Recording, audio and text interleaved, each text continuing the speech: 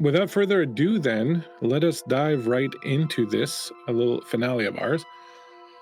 The last game saw all of you being confronted with, well, certain realities about your lives or unlives, as it were. Helena and Drex, you were involved in a bit of a fracas in a nightclub where Helena came face to face with her sire, the follower of Set Bahari, who was quickly ambushed by the Tremeres, the Tremere Regent Charlotte Rojas, and your own mentor, Hayden Croft, who ambushed Bahari and attempted to kill her. Apparently, she managed to escape somehow. You were then later on asked to make a choice, whether to side with your blood or side with the Camarilla, and you, at least so far, have appeared to decide to side with the Camarilla, mostly because you think Hayden's kind of hot, and you hope he gets with you, which he did. A little peck on the cheek. It was a beautiful moment. You haven't cried yet, though, so my job isn't done. Drex, you yourself were present when several... Hey, thank you so much for the hype train. Rosarius, thank you for all the bits. That's 600, so that's 2 advantages each for each of you. Thanks so much for the bits. Dro, thanks so much. Last night was a good time. Fun to play with you, ADD and Proud. Ooh, dropped another 900. Y'all have 5 advantages right now total. Pretty crazy. Each? Yep. Sheesh. Yep. Thank you so much, everyone, for the hype train, which is just about to happen, and for all those bits. You were all wonderful. Thank you very much. Drex, you yourself were present when certain secrets were revealed, namely about Elena's lineage, and you were sworn to secrecy. But of course, you're a Nosferatu, so who knows what secrecy means to a Nosferatu when information is concerned. I'm sure we'll find out. Thank you, Myriad, for the gifted sub to Lady Magdala. So kind. And you pushed us over the edge, as you usually do. Speaking of Myriad pushing us over the edge, your character has been losing toes, and Creep has been... No, wait, sorry, that was last night. Exactly. Myriad... Cassie being abandoned now by all 3 of her companions after, unfortunately, Teddy was taken away and never returned. You found your way into the underground of the Edgewater Hospital, where you met the professor, as well as Knight and Mare, 3 Malkavians, who seem to have a little bit of a concern of their own going on down there.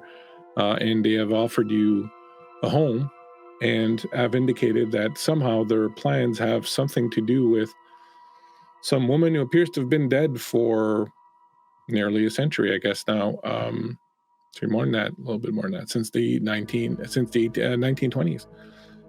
As they showed you a poster of a fortune teller that they appear to be in some way, shape, or form worshipping. And that was a bit of a shock to you, Myriad, but you handled it like a pro, so kudos to you.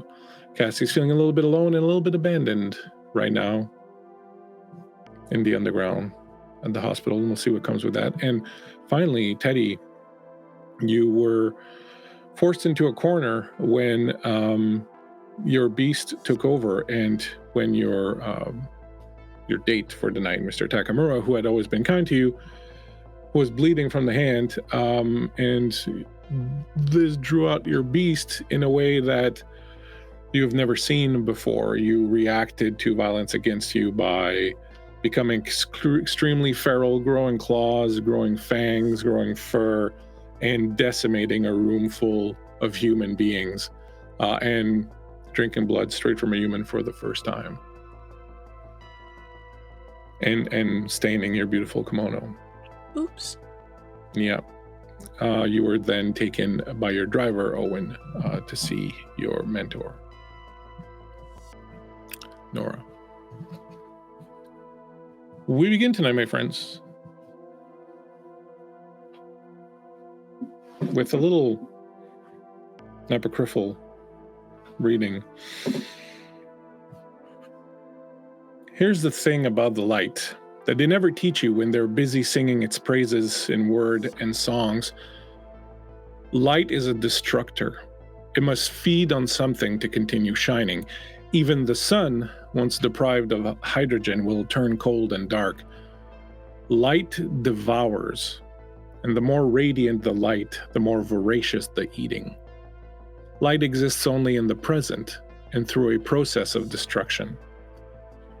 But darkness is pure and exists naturally without consummation. It endures epochs, stretching from the very beginning of time to the very last moment, interrupted only briefly by short bouts of light, with themselves only persist as long as they can consume before once again returning the world to its natural state. Darkness. Hark then, ye who cling to the light, for you are destroyers and ravagers as surely as the fire that brings you comfort. Make the night your mantle. Clothe yourself in void and shadow. Reject the light and endure eternally.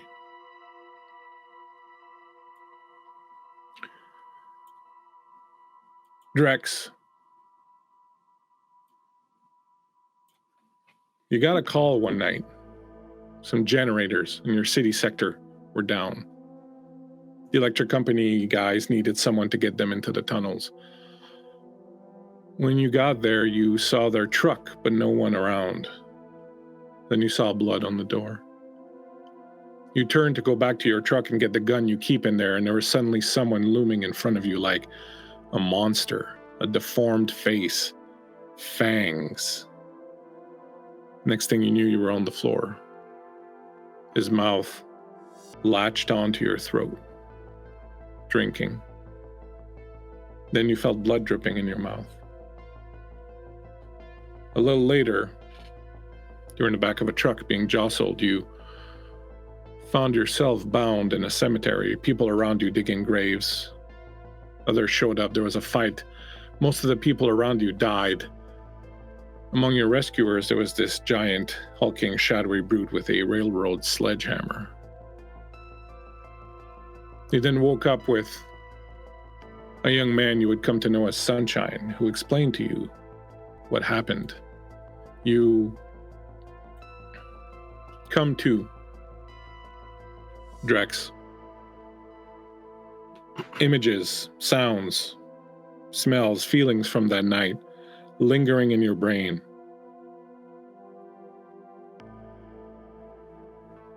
Something's happened. It's now a night later after your encounter. You're in your lair, which is your apartment, I do believe, in the same building that Cassie lives in, right? Mm-hmm. You wake up suddenly, these memories kind of sticking with you. You remember what happened last night, the fight at the club, the secrets revealed in the steak pit with Helena.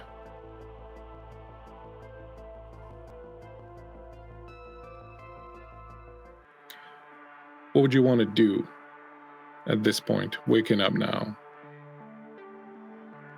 All of these thoughts running through your head, all this information that you have, this promise to keep your mouth shut, basically, that you made to Helena. I think Drex would go for a walk. And on this walk, he's got a lot to think about because he knows that his fate is bound to everyone else's fate, and the day is almost upon them, where he finds out if he gets to continue through this or it all comes to an end.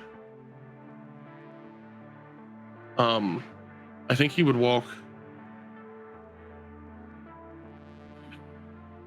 down past the park where he's watched so many people gotten so much information, and all of it seems irrelevant now. Now there's only a few things on his mind that matter. Where's Silver? Where is his blood? And even if he makes it through the next few days, what becomes of him after that if he doesn't hold to the promise?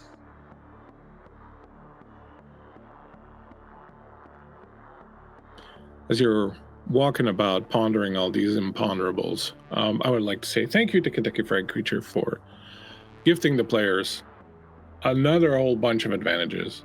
Another 3 advantages each. So really, like, you can just roll everything with advantage from now on. Done. Thanks so much, Creature. Thanks everybody for hanging out and for being so generous. As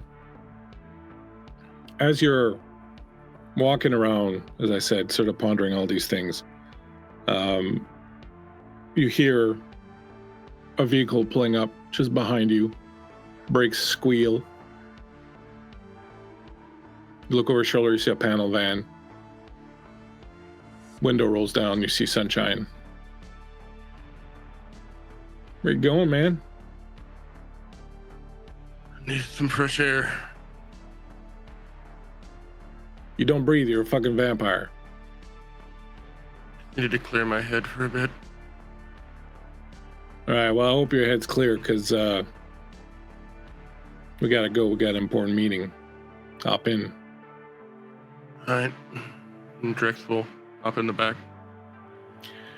You open the back of the panel van, and you see sitting there in his big red winter jacket, his hood pulled over his head, his face covered in bandages, a big railroad sledgehammer leaning next to him in the van, taking up basically half the space in the back of this panel van. You see Baptiste. Hop in. Drex will get in and sit down. He will avert eye contact and kind of look away. Even as you avoid him, you feel his presence is just there. This ancient, powerful, monumental presence that's just sitting there. As the van takes off, Sunshine looks into his rearview mirror at you and goes, "Yeah, you could have just sat in the front with me, but yeah, do your thing." Look, we're a little curious about the hell that was all about last night. Your friend in there with the Tremere Regent and a follower of Set.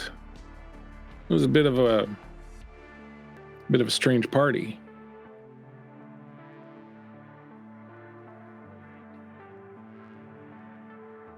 Yeah, I don't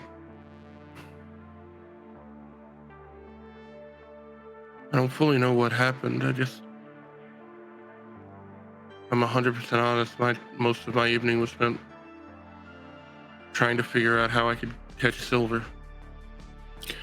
Yeah, I get that. And that's fine, except that that the 4 of you are, well, hanging in the balance right now, really, so to speak. So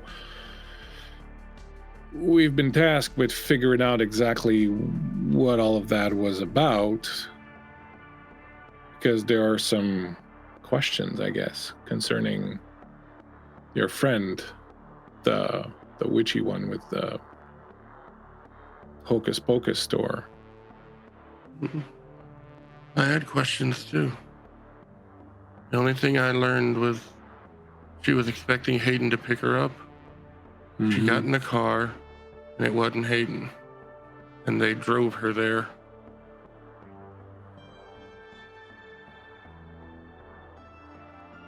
Right, but why? I mean, okay, look, I'm gonna level with you. Like, we're not trying to necessarily sell your friend out here. The whole point of what we do is, you know, we're kind of like squirrels. I mean, you've been around for about a year now, but you have to know, we're kind of like squirrels. We like to hoard it. We like to grab as much of it as we can, all this information laying out there, all these secrets, and we like to put them away, you know, for when they can be the most useful. And, you know, once in a while, the prince comes down, Prince Calderon, and she'll be like, hey, what do you know about this? What do you know about that? We get together. All the Ratus, you know, we get together, we discuss it, we figure out what we want to say, what we don't want to say. But it's kind of communal effort. And no one in this city gives a rat's ass about us, man. No one fucking cares about us until they need to know something. And then all of a sudden we're the fucking most important thing since blood. So the way we get through it is by, you know, hanging together. I guess what we want to know is whether or not you're a team player.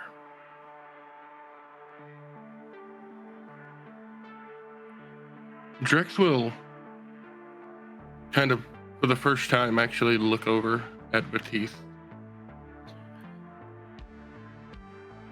Kind of soak in all that is this behemoth.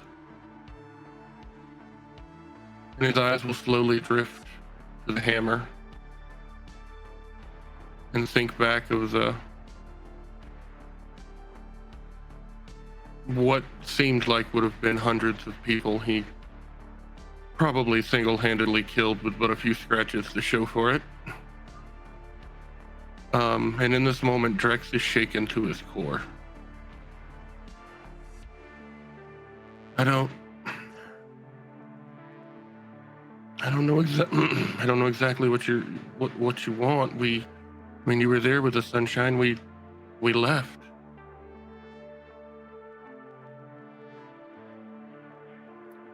We're interested in why they were so interested in your friend. Because the lot of you were embraced and discarded by members of the Sabbat, and we're just trying to make sure that there are no connections left. Because, well, to put it bluntly, if there are still connections between any of you and your sires in the Sabbat, well, those connections are going to have to be severed.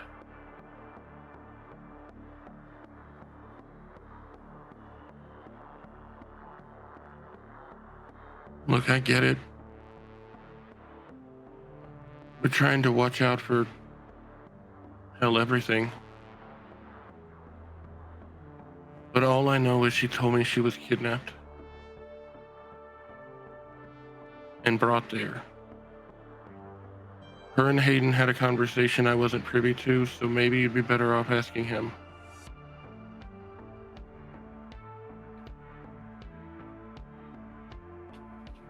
All right, buddy. All right. You don't mind if we verify this information, right? However you'd like. All right, and just so you know, all this is for your own good. And as he says that, in one swift movement, Batiste reaches out, grabs the hammer, and swings it around, and you feel it hitting right at the center of your chest. And you feel yourself being squished into the side of the van, and you make a huge dent into the panel of the van. If you had breath, it would be gone. This thing now has broken most of the ribs in your chest, and he's just holding you there with one hand pressed up against the wall. Meanwhile, down at the snake pit,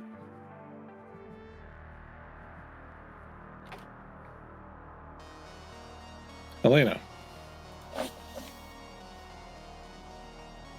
you are lying in bed, trying to get a bit of rest. You know that the night is begun.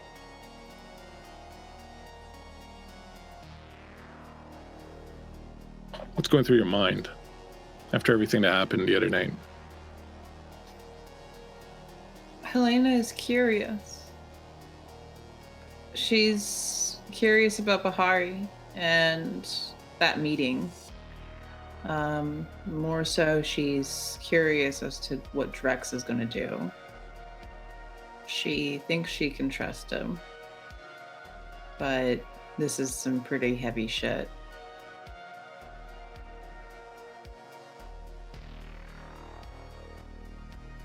As you're contemplating this, thinking about Bahari, thinking about everything that's happened, you see the door to your room open very, very slightly. Like a couple inches. Then you see slowly crawling up along one of the posts of your bed. And is Gilgamesh. Now you know you left him in a cage somewhere. But he slowly slithers over your legs, up to your chest, and then he coils on your chest and he rears up and he stares at you.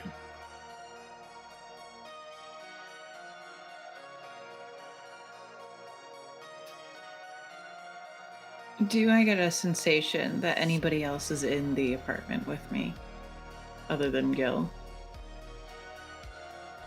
You do, as you're reaching out and extending your ability to perceive things that are not the way they should be. You get the feeling that there is something downstairs. Something that's not as it should be. I'll get up and take Gil with me. He wraps up around you, around your shoulder, and then a little bit around your neck. And I imagine Helena has like some like ostentatious like black giant sleeved robe that she's kind of wrapped around herself if she's coming out of bed, and she will kind of like float her way down to the store. You come down, and as soon as you hit downstairs, you get that unmistakable scent of burnt flesh.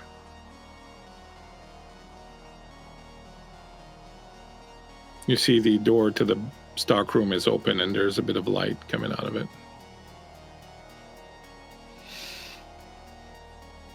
I think as Helena sort of makes her way over there, she's going to call out very quietly. Bahari.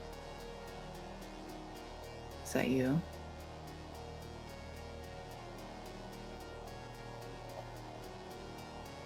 Tell me you have blood here. I need a lot. I'm not supposed to talk to you. Well, you are talking to me. Hayden's gonna be upset if she finds us here. If he finds us here. I need blood.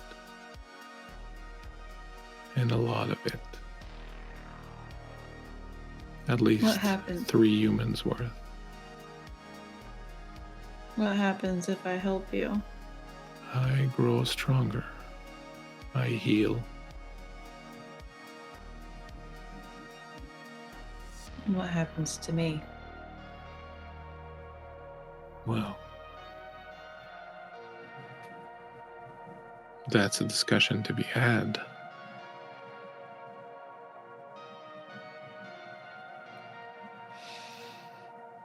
Aren't you curious?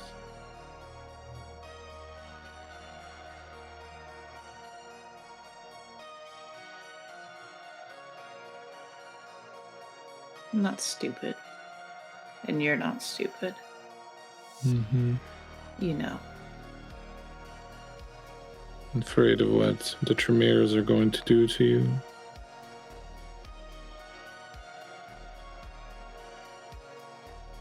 And you can take your phone and call your friend and tell him I'm here. He'll be more than happy to come and try and finish the job.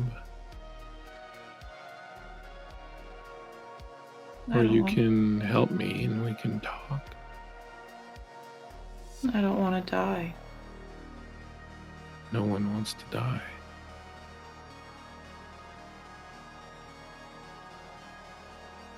You are a follower of the God set. Darkness is your dominion. Others loathe us because they are hypocrites. But we know the truth about the dark. We know that light is a destroyer, but darkness is everlasting. And the true state of the world, your secret will not be safe very long. They will come for you at some point or another, perhaps next week or next year or in 10 years, but they will come.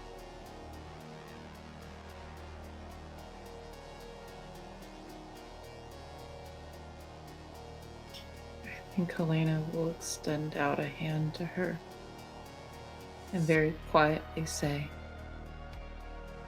I would like to embrace that darkness. Well, it's not you who embraces the darkness, darling. It's the darkness that embraces you.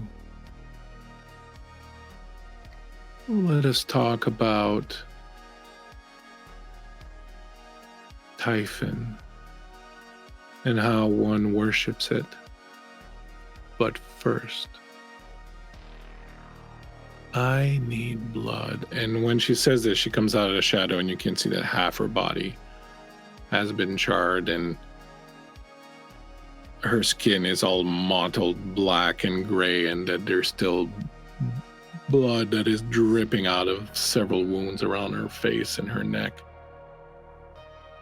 She looks extremely damaged. I'll take care of you.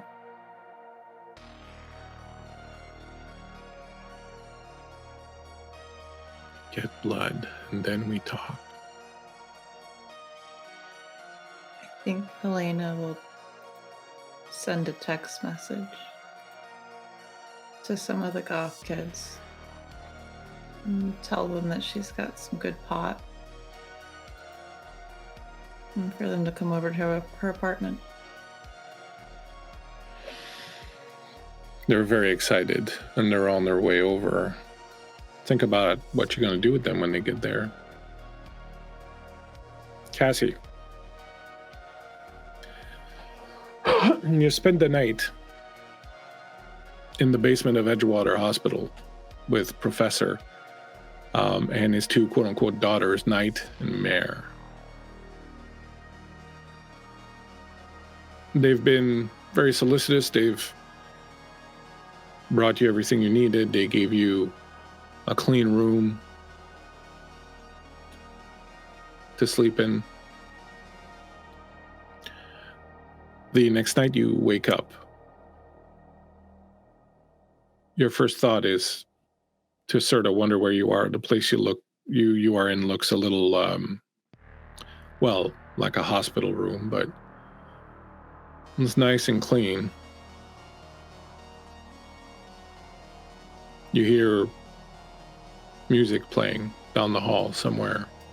Some sort of ragtime piano action. What do you do?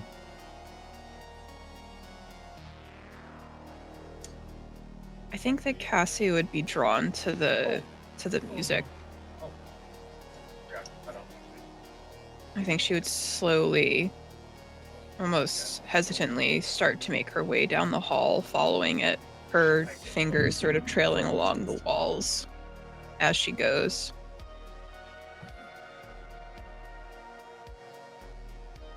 You eventually arrive in the room that you were in last night when you met the professor.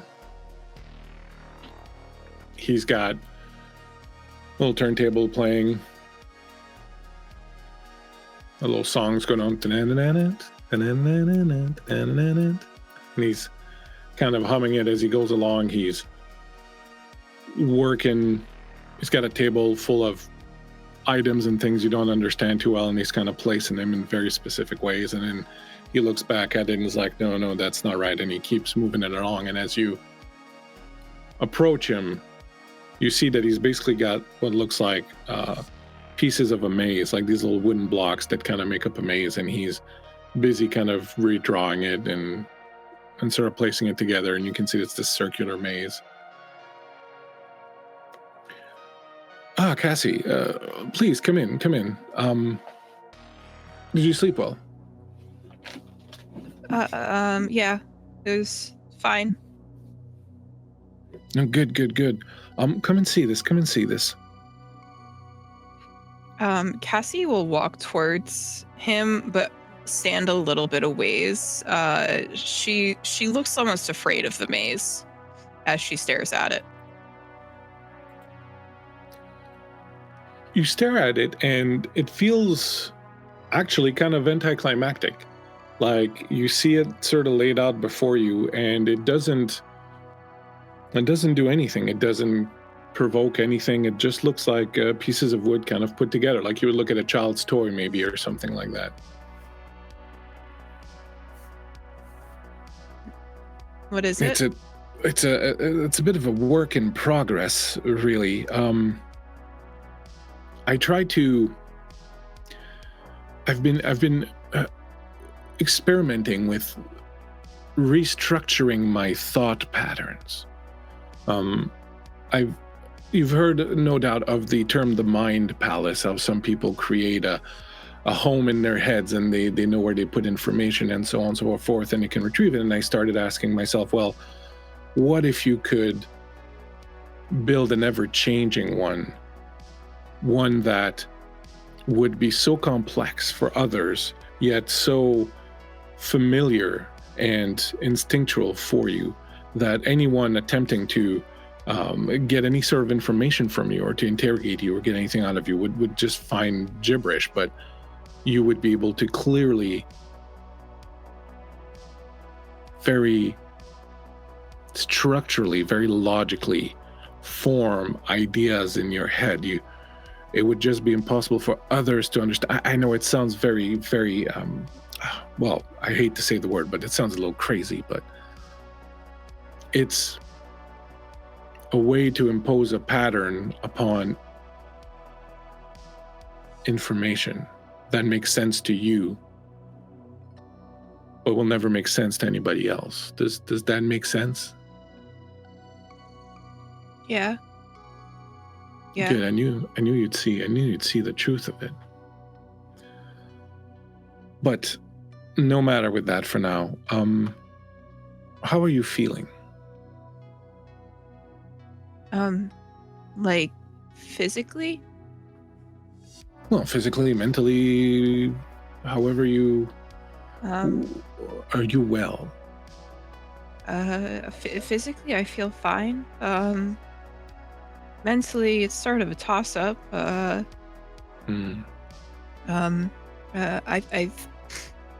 imagine that you kind of know what it must feel like being in the minds of someone like us. Oh, yes, but I found a cure. I used to be as mad as a loon. I used to be completely insane, but I've, through my studies, found a cure for it. I found a way to, well, make myself well, I guess.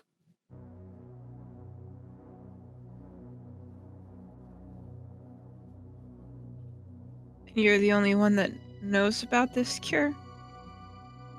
Well, so far, unfortunately, the steps I had to take to discover it were deemed a little unsavory to the people who rule our fair city, and, well, they reacted a little less than kindly, you might say. And Fire. yes, very much so. It was all I could do to save my 2 daughters and a few of the others. And now, of course, as you know, we are banished down into the very, very basement of this city, where the work continues. Tell me, Cassie.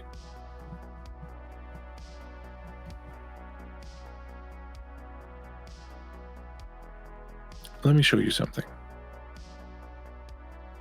Do you have a phone? Cassie's gonna dig in her pocket and sort of offer out.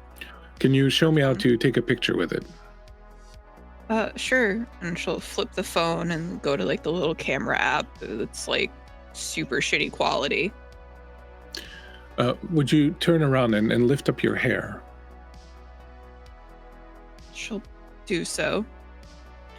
You see him, you hear him go behind you, and you hear the phone do the click thing, and he comes back. Tell me, do you know why you have this scar? And he shows you a picture, and it's clearly your neck. You can see your hands holding up your hair and all that, and there's a strange little triangular scar there, like a darker shade of skin from the rest of your skin. I didn't know that I had that. No, it's okay, Cassie. No need to fret about it. I know what that is, and I can explain to you how it got there, and I can help you get rid of it if you want. But it's a big part of what's been causing problems for you. What is it? Those who created you selected you. They left something in your body before they turned you into what you are now. That's the thing that's going to help bring the light back? Very much so. The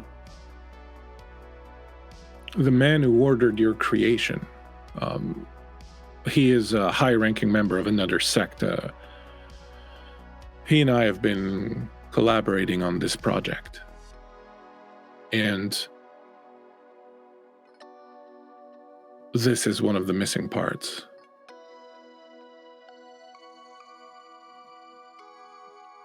Would you allow me to retrieve it? It's a small sliver of black glass that's inside your flesh.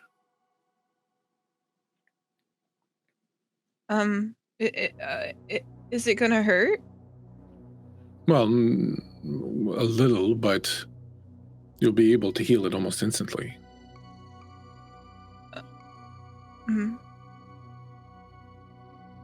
Okay. Excellent. He goes over and he flits around and he comes up with a scalpel. Turn around. It'll be over in a moment. You'll see Cassie's after you feel relieved. She's very hesitant, but she will turn around and pull her hair up. Well, deep breath. And you feel the blade cut into the back of your neck a little bit, and it hurts, but not too bad. He's like, ah, yes, here it is. Here it is. Hold on. This part will hurt a little bit more, and then you feel him kind of reach in there and pull something out. There's a little bit of pain. It's more of a discomfort than anything else. Like, ah, yes, here it is. And he comes back around, and on the tip of the scalpel, you can see your blood, but you can see this little triangular sliver of black glass that's just sitting on the tip of the scalpel. What is it? This is something very precious indeed. And he takes it and he goes over to his little altar with the poster over it, and he opens the Ziploc bag And he reaches inside and he pulls out a piece of wood. And he slots it right in there. Perfect. Very good work, Cardinal. Very good work. I knew I could count on you. And he puts the piece of wood back on the little mantelpiece. Does the wood look like anything in particular? No, it literally looks like a shard of wood. Very old.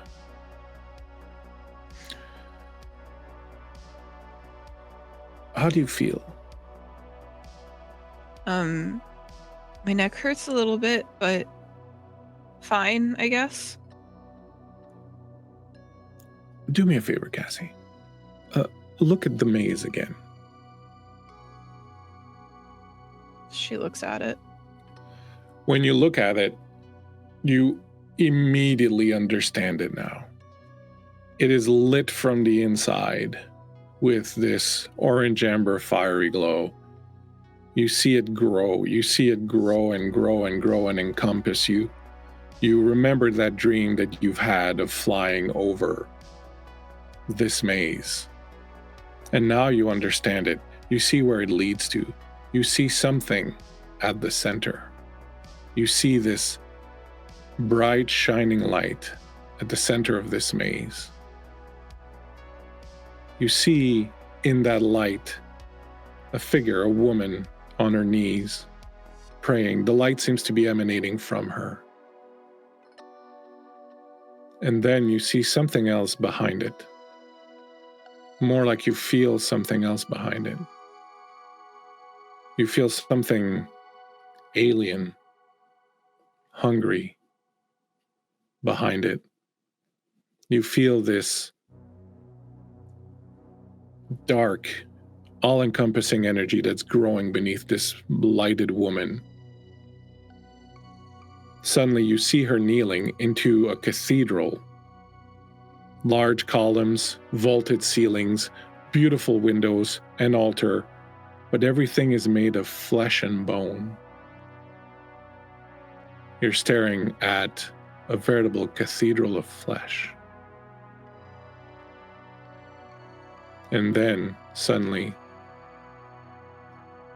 something notices you. Teddy.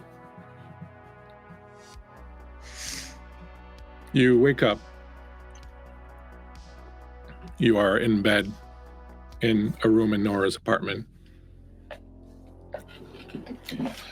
You hear on the other side of the wall, Owen, he seems to be talking. But before you can really kind of make out what he's saying or what's happening, the door opens and Nora pokes her head in. Are you awake, Teddy? Yeah. Mind if I come in? Not at all. She comes in and brings you, she's got clothes, a little bundle of clothes.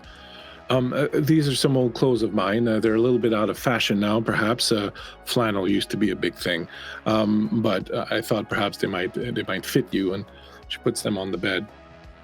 You came in without clothes last night. I don't know if you remember, but Yeah. Thanks, Nora. How are you feeling? Are you still feeling this sort of growling presence inside of you? I don't hear it or feel it. Not right now. I just mostly feel ashamed.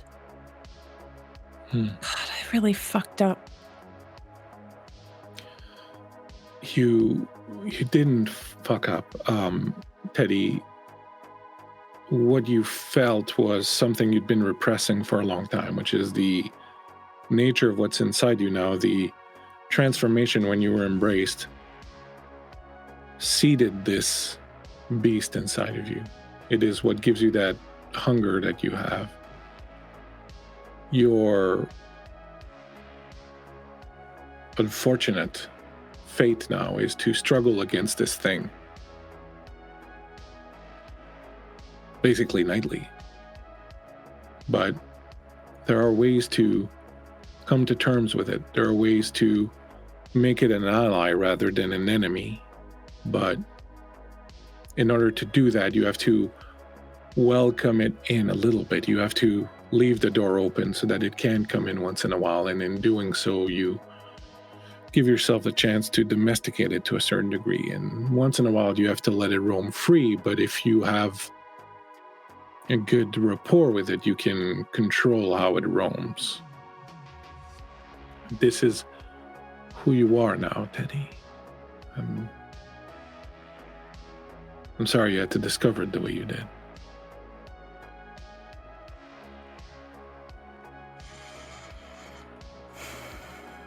Yeah. Just... I don't know if I can forgive myself for what I did. That is probably going to be a longer undertaking, and perhaps one that you don't need to undertake right now.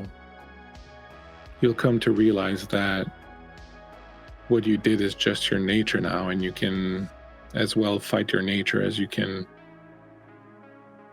push water uphill with your hands. You have to find a way to come to terms with who you are now, or the nights are going to be very, very long, Teddy.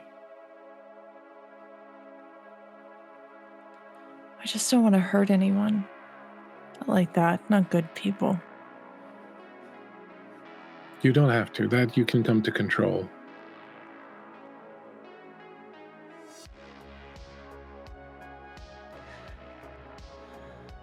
I hope so.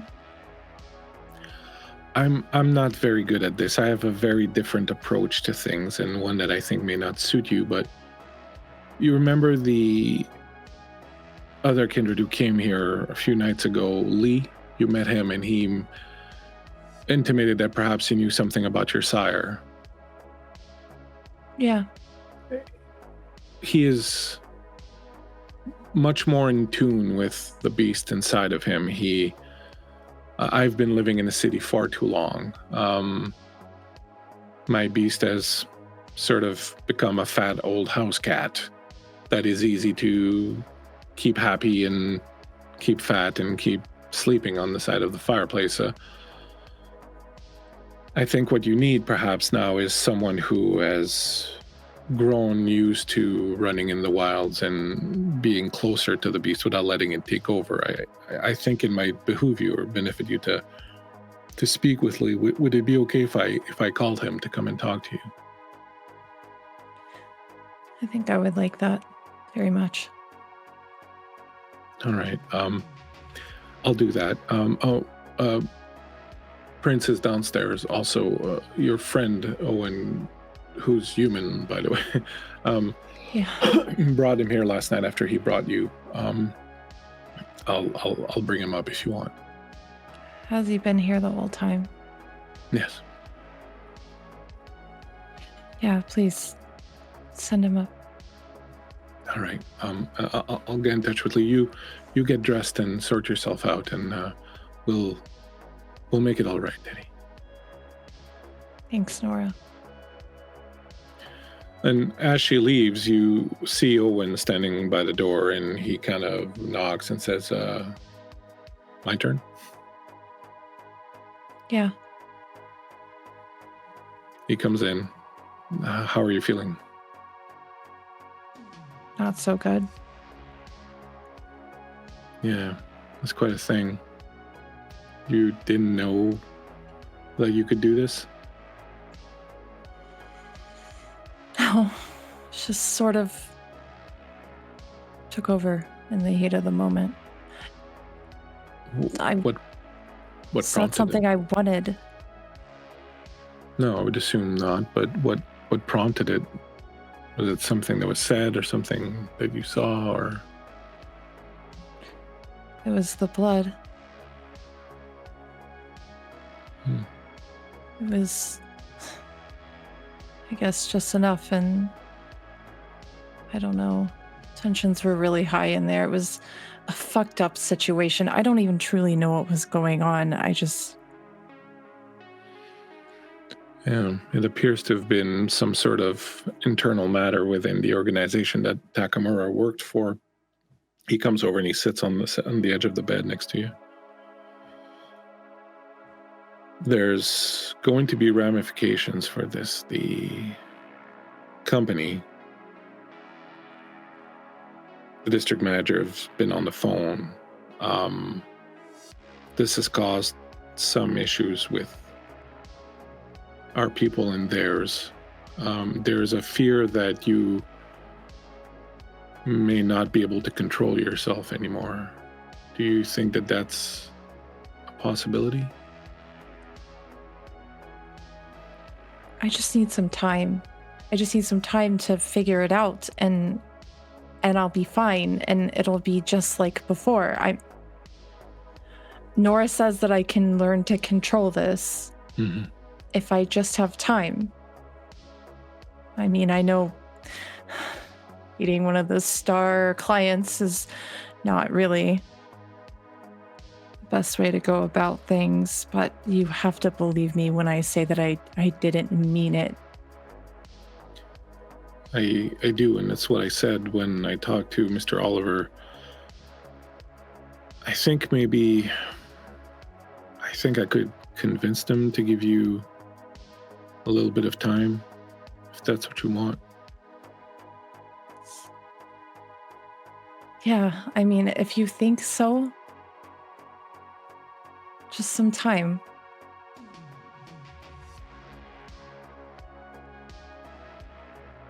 He reaches out and just slightly touches your chin with his thumb and says, "I'm not afraid of you, Tenny."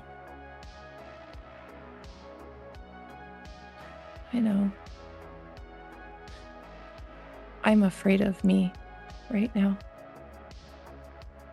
I guess I understand that. All right, look, he gets up, walks to the foot of the bed.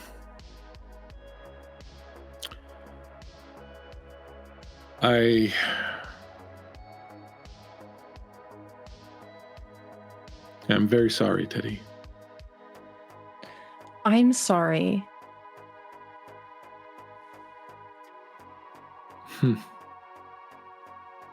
No, and he holds up what looks like a little silver tube. I'm sorry.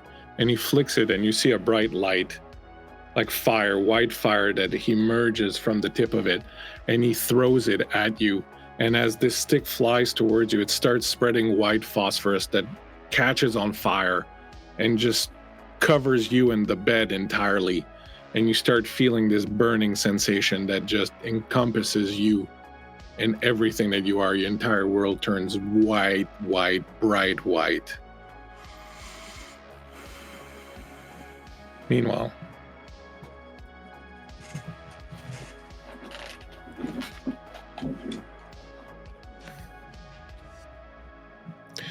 you are on the floor, Drex, in this ancient abandoned train station thing.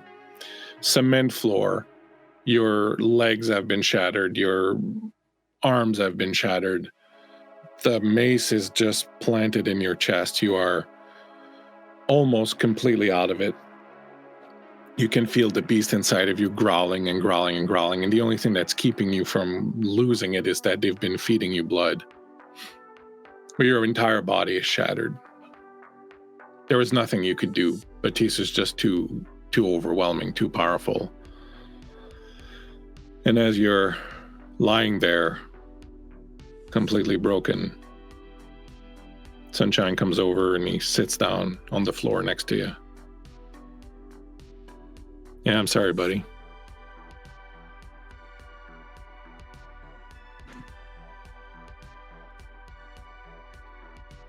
Drex will kind of cough a bit.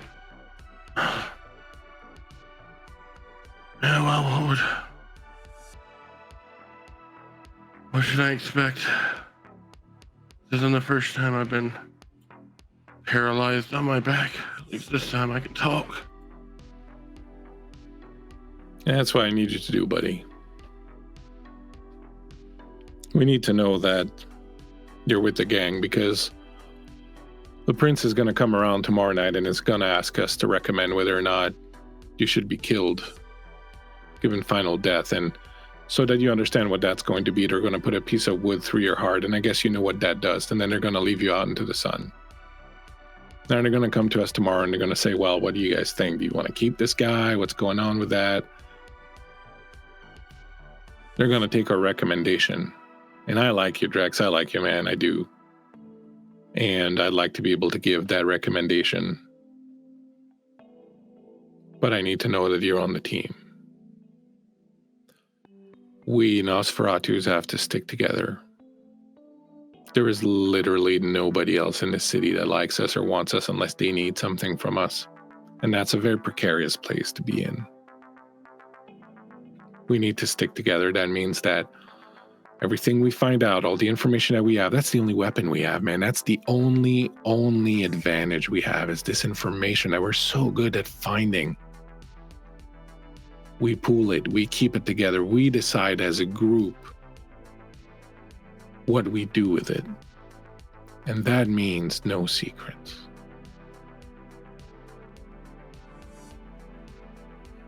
You know, Sunshine, I never had a secret. But even if I get your recommendation, there's still an asshole out there with a pint of my blood and somebody telling me that I won't live unless I give them more information. And you know what? When I talked to you about that, it didn't seem like you gave a shit. So even if I make it through tomorrow or the next day, I'm dead. Oh, ye of little faith. And he reaches into his pocket and he pulls out a mason jar full of blood. While you and your friend and Baptiste were having a ball last night in that bar breaking heads, I was keeping an eye on your little silver friend.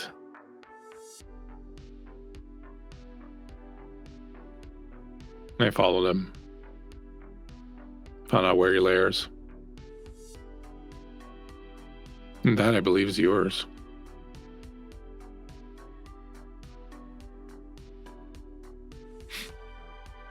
And Drex will kind of turn to look at the mason jar.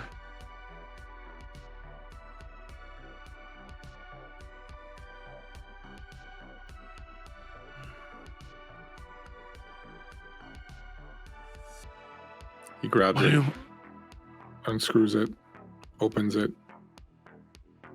Open up, buddy. He'll open. He'll empty out the whole pint of blood back into your body. You totally know it's yours the second it hits you, and it seeps through you, and you feel strength start to return to you. You can feel some of your wounds starting to heal a little bit.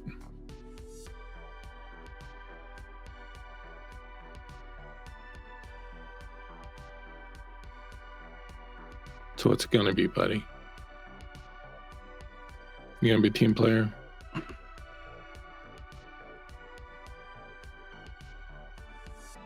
He's gonna look at Sunshine for a moment and kind of think of everything that's happened over the past few days.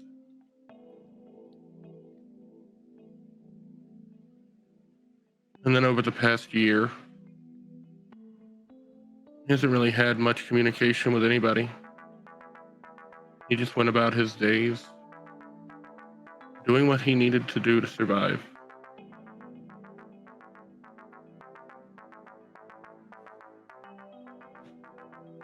The last few days, he felt like he had a connection that he never had before.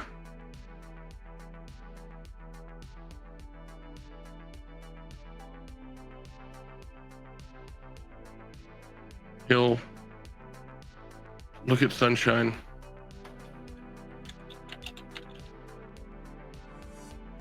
What do you want to know?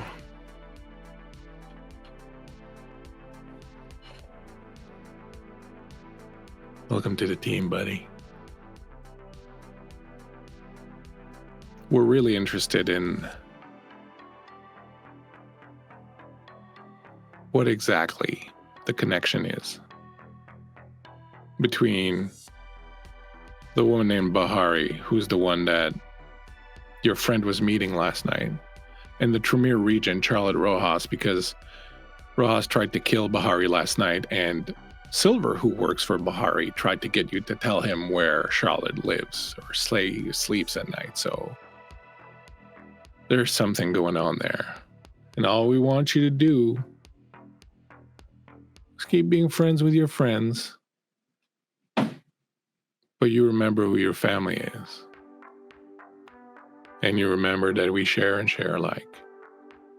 And whatever you find out, you bring back to us and you let us as a group decide how best to share that information and use it.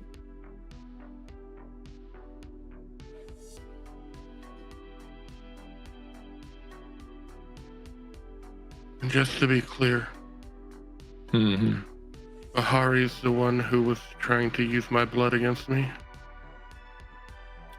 Yes. But here's the problem. As far as we know, the ability to use blood to hurt somebody else is something, a secret. Only the Tremere know.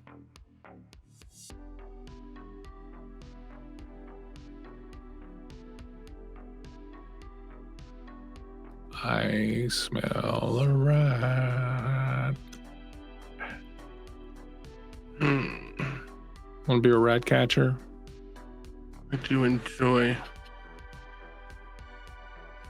skulking in the shadows.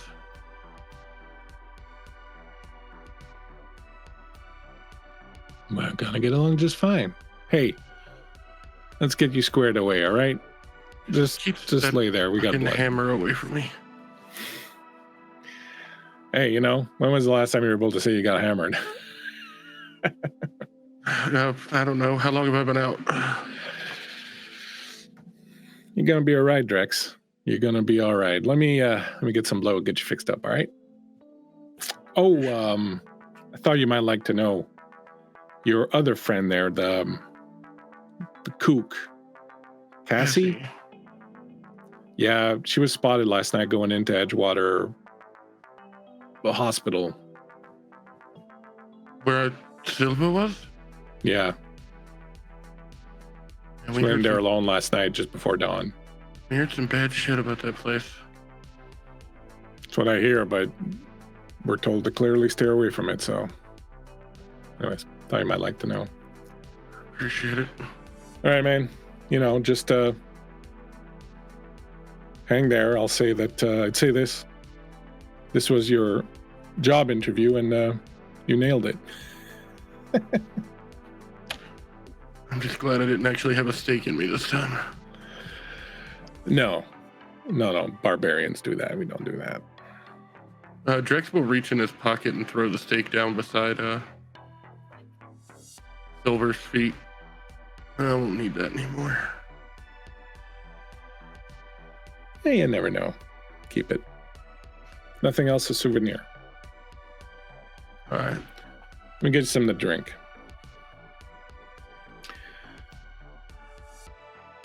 Tell me, Helena, you have a group of your young followers who have arrived. Mm-hmm.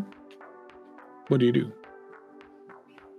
I would imagine they would just show up at the shop, and she would sort of just invite them up to her apartment. Just, you know, let them know I've got some primo shit. Bowls packed. Come upstairs. All right. Thanks, Gothmother. Of course. Anything for you. So tell us what Helena does then. your Well, I know. your three followers, because that's what they are, and they look at you Mhm. with a lot of love and respect, and you're kind of the one thing that has been able to offer them guidance and care to a certain degree in their lives. What would you do? I feel like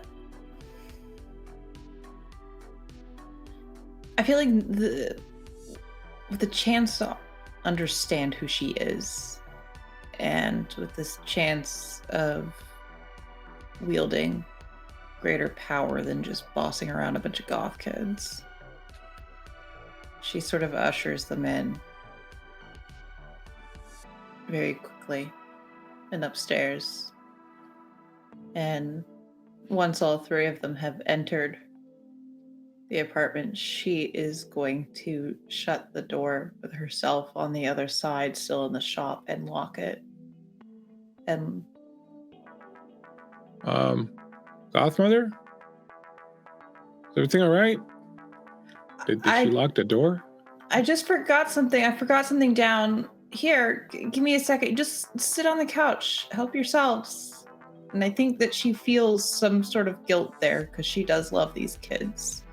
So it's this strange duality. And I think she's going to push her back against the door and hold it as tight as she can to keep them inside with Bahari.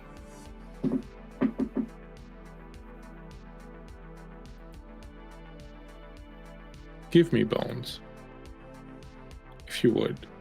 Mm-hmm. We're gonna do a humanity check. Oh no. You will roll a number of dice equal to your conscience. Oh no. You will have a target of 8. Can I use an advantage, please? You cannot. It very clearly states that willpower may not be spent for an Damn. automatic success on this roll. All the ego in the world won't protect a character from guilt. Okay, well, I rolled a 7. So close. So close, but no cigar. You lose both a point of humanity and conscience. I have 0 conscience.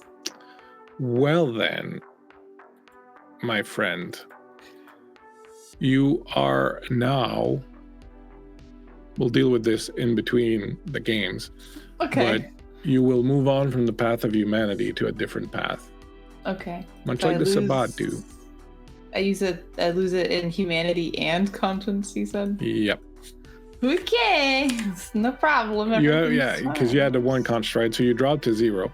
Mm-hmm. You literally, with that one act, lose all conscious idea about morality. You can do almost anything you want and never feel guilt about it. This is going to transfer you from the path of humanity into something else, which we'll discuss in between games. Yeah. But you're embarked on a whole different thing now. As you hold the door and hear them kind of wondering what's happening, and then one of them tries the door and shakes the handle, you hold it, and then you hear someone say, does that smell like bacon? And then suddenly one of them screams. And you smell blood. You smell fresh blood. And then all three of them start to scream. And then the door starts to shake. And then someone's slamming it on. And Gothmother, open the door. Oh God, open the door. And they're shaking the door and they're trying to open it. And you're holding it. You're holding onto it so tight. And you hear their screams inside. You hear flesh being ripped. You hear bones breaking. You hear their utter destruction as they scream. And you hold on to that door. And eventually, as the screams start to subside and as the shaking of the door and the pounding on the wall start to subside, you feel inside of you, and you can almost see it. You feel this little spark. You are holding the door. You are feeling regret. You're feeling guilt for what you've done. You remember all these moments that you spent with these kids, helping them out, talking them through tough times. And especially, what was her name? Rebecca. The little purple-haired one who had such a difficult life, and she reminded you so much of Cassie with just how difficult her life was and how much you'd had to do to help her, and how she had blossomed in the past year, going from an absolute just lost cause, a junkie, to a beautiful young woman who was about to start her art classes next fall. And you remember the last drawing that she did, which was of you. She drew your face, and you remember looking at it and seeing that it was filled with so much love and patience and care. And she had said, I never thought that I would draw a mother's face, but I guess I can now. And as that last line resonates in your mind, as it evaporates, you feel this little light inside of you get snuffed out like a candle. And there's just a little trail of smoke.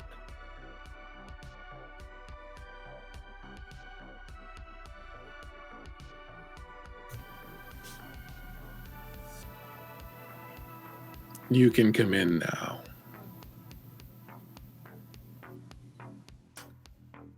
I think through all of this, Helena has had her back to the store, and these kids are trying to break it down to escape and are begging for her to help. I think if we were to look at this cinematically, you would see the most empty and glazed expression from Helena. And as that light sort of is snuffed out at last, the sound of Bahari's voice telling her to come in, I think she smiles. And she steps away from the door. And she doesn't slowly creak it open. She swings it wide, takes a wide berth into the apartment. And I think she wants to admire the carnage. You see Bahari sitting cross-legged in the middle of the floor. She's naked, covered in blood, her body healed almost completely. There's just traces of the burns left. You don't recognize the children, the kids that you brought to her. There's just meat on the floor. She didn't just drain them, she ripped them apart. She bathed in the whole thing. She's finishing off, licking her fingers. The floor is entirely covered in blood. You see strands of hair here and there. Clothing ripped, fallen apart. There's a charnel house smell that permeates the entire room.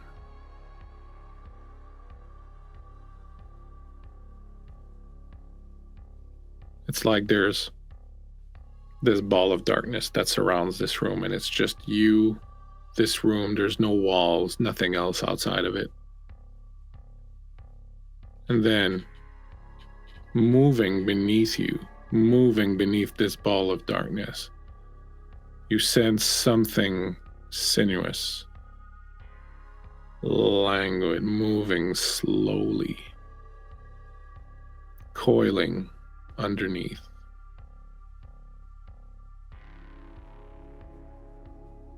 Your sire gets up, walks over to you, gives you a smile, reaches up with a bloody hand, touches your cheek.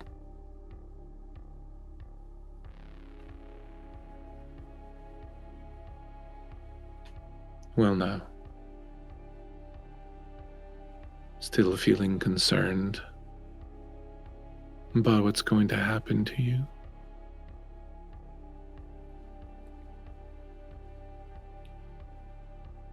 I think Helena will give her a long, pregnant pause and sort of look at the carnage and then back up at Bahari. And without shaking her head, the no is very clear on her face. How do I be like you?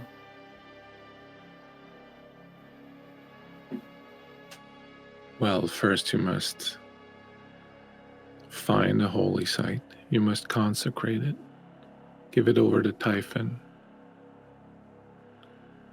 And then spread the good word. Spread the word of darkness throughout this blighted land. And what about my friends?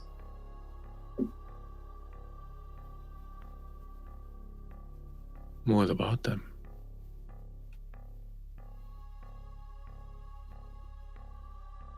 What if they hate me for this? Of course they'll hate you. What do I do to them? What do you do with them? Mm-hmm. My child. She brings one of her blood-covered fingers to your lips. Slowly starts pushing it into your mouth. You make them see the truth. You make them see what you see. You share your gift with them.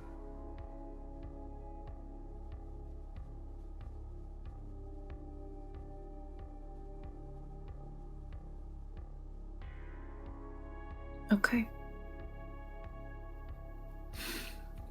She gives you this incredibly beautiful, vile, disturbing smile. Very good. Let's talk. You have a temple to build.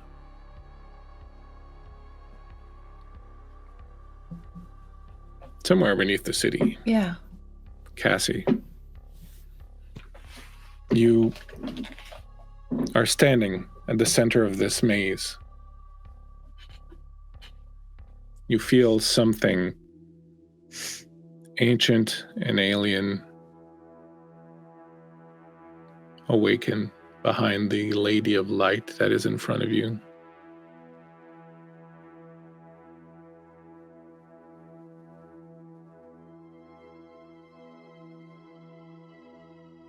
You hear from behind you, "Are you lost?" I look over my shoulder. You look over your shoulder, you see a young woman.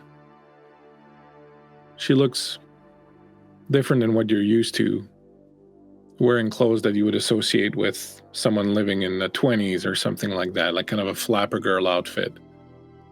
Brown hair with curls. She has a crucifix on a chain that she wears around her neck.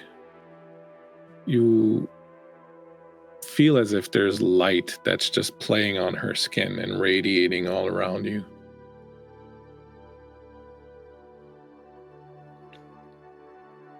I think so. What makes you think that you are lost? When she speaks, she has a very, very slight trace of a French accent.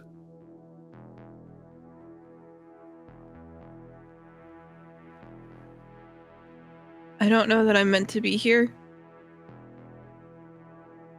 I don't know where I fit in.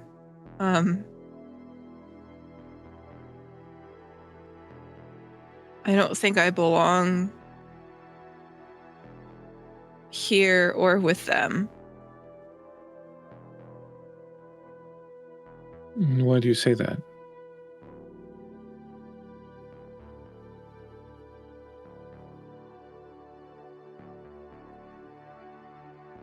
I just don't think that anyone understands me.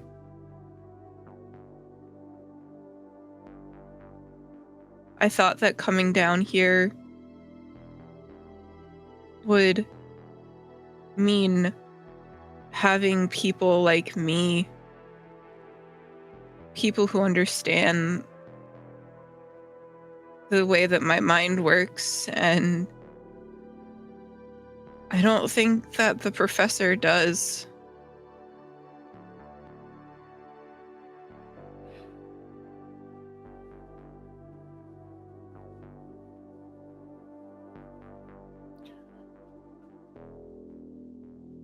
Do you feel like you are fading away, disappearing?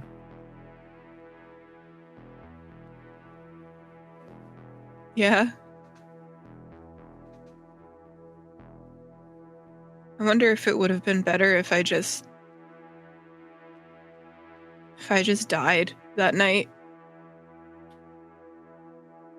If I didn't come back.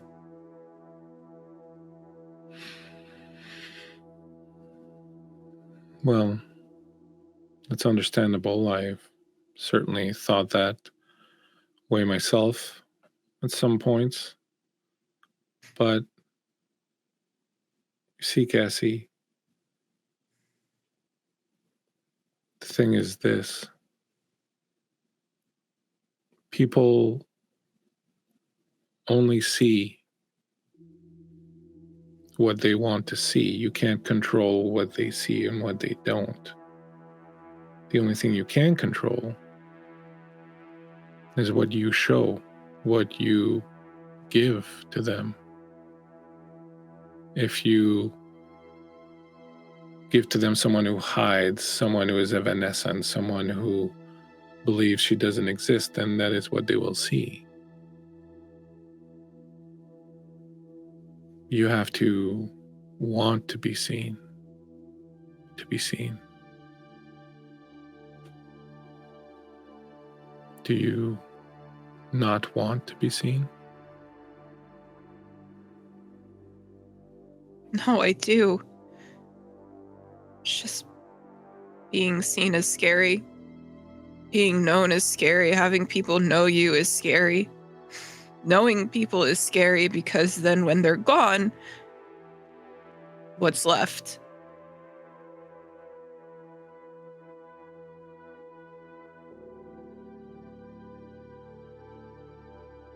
I understand that. I myself lost someone I cared deeply for. But it was a conscious decision. I chose to give my life so that they might go on. What I did not take into consideration when I did that is what it would do to them. And them losing me has done terrible things to them. We are often forced to make decisions without fully knowing exactly what will occur once we make that decision.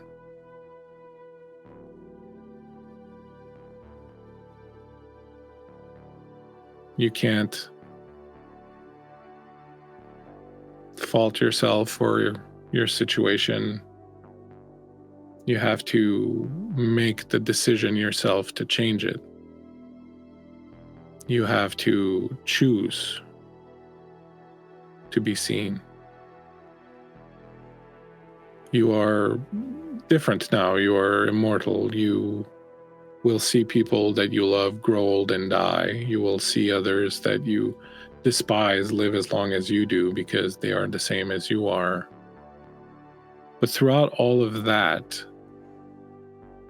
you have to remember one thing. You cannot control what they see. You can only control who you are. And until you want to be seen and you want to see, you will not be seen. But if you do choose to be seen, you have a rare gift. Your bloodline gives you the ability to change the world around you, to change how you are seen, to change how people experience things, to change how people's minds work. That is your gift. You bring order to chaos and chaos to order. Your blood gives you this ability. Your blood gives you the ability to change the way you look, to change the way reality works around you.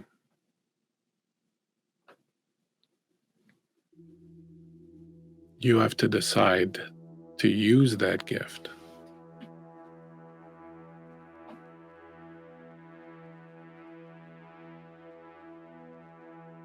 Who are you? I'm not sure. I get the feeling that I've been here for a long time, though.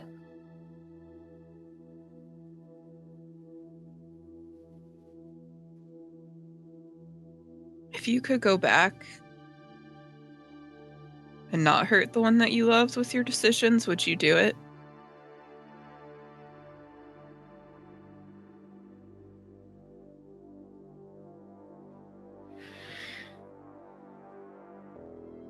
I don't know, because when I was forced to make the decision, there was no clear way to avoid one of us going.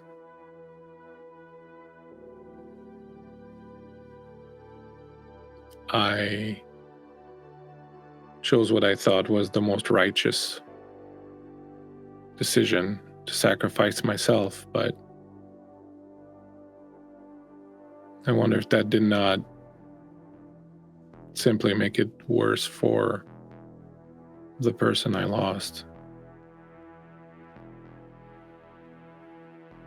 But I couldn't know at the time. I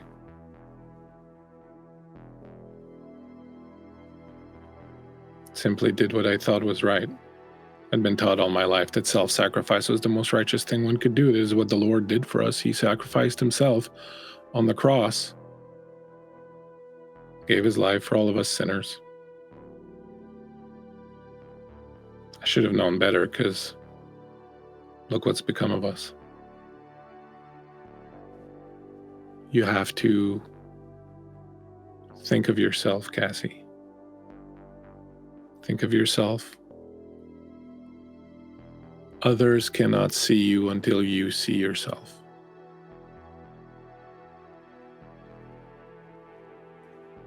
Cassie sort of looks down for a moment. And then she'll look back at this woman. Thank you.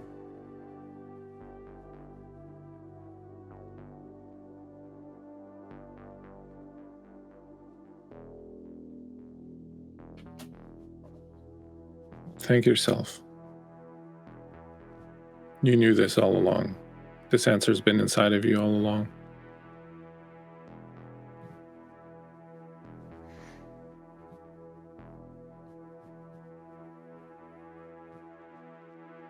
How do I leave?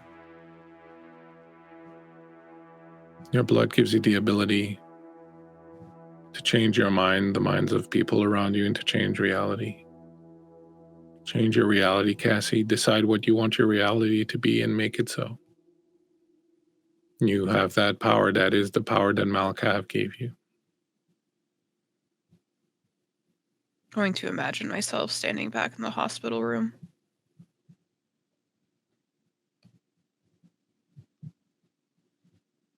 You see the walls of the maze around you crumble to dust. You see the light fade. The woman that was talking to you disappears. The last thing you feel is that alien presence, dark and foreboding, that's at the center of this maze. And the name comes to your mind. You have no clue what it means. But you know that whatever this thing is, it's called the Eldest. You're standing in the hospital room.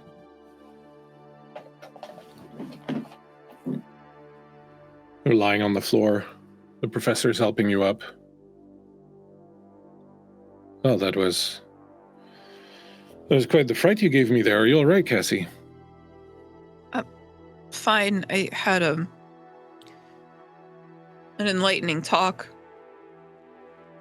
Oh, that's very good. Did you speak to the Lady of Light? Is that who that was? Yes. She was nice. She is. Why do you want to bring her back? Oh, I don't want to bring her back. She is back.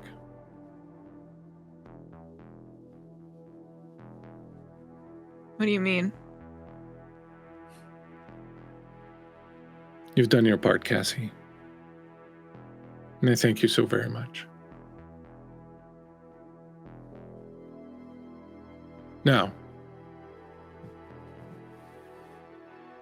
would you like to learn more about this? About what we do down here? About the labyrinth? About the Lady of Light?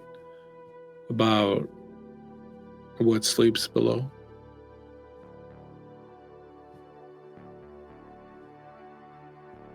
That feeling? Yes. The eldest. What is it? A very dire threat. One that we are hoping to stave off.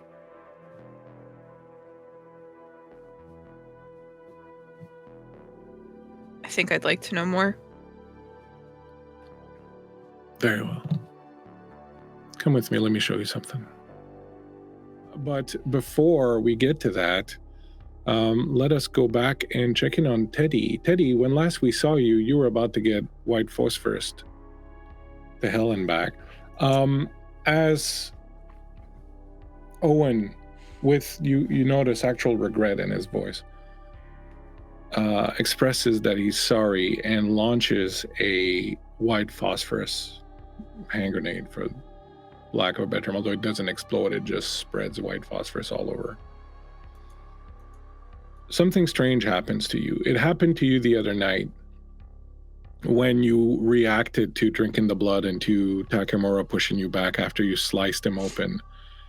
Everything seemed to slow down around you, like everything was in slow motion, yet you were moving at normal speed. You'd never experienced that before in your life. And you get the same thing here. You basically see him throw this container of white phosphorus. You see it spinning in the air, and as it does, it goes slower and slower, and you see the white phosphorus starts to spread out, and it starts to hit your bed, and it's kind of crawling towards you, almost kind of like this fan of white phosphorus that is spreading. And you realize that you can move normally. You could roll out if you want out of the way of this. It would cost you a blood point to activate your celerity, but you would be able to move out of the way of this thing. I'm going to assume you want to, because white phosphorus is pretty bad for anything, including vampires. Would you like to spend a blood point to activate your celerity? Yes, please. Before you even know sort of what's happening, you feel the flush of blood through your body. And next thing you know, you are standing right behind Owen. He's still looking at where you are, and you can still see the container of white phosphorus that is tumbling head over ass towards the bed where you were. Do you see the bed is just catching on fire, the entirety of it? A little bit of the white phosphorus has clipped you, and you feel a burning sensation in your leg and arm. Like this thing is kind of like just eating into you, digging into you. It's not like being on fire. It's just like drilling through you, basically. And there's an intense pain that dies through. You'll take 1 aggravated damage from this white phosphorus, but you find yourself standing behind Owen. And he's just very slowly kind of noticing that you're there. What would you like to do? I think that I know I'm not very strong. I know that my strength is my speed, and as he's turning, I'm behind him. I'm against his ear, and I just whisper to him, "I'm sorry," and I'm going to try to shove him onto the burning bed. All right. Go ahead and give me a brawl. And we'll make it a strength, unfortunately, but plus your brawl. Well, actually, go with your dexterity, I guess. The dexterity plus your brawl, since you are. Okay. So that's a number of these 10s that you roll. I rolled 2 10s. Oh, quite excellent.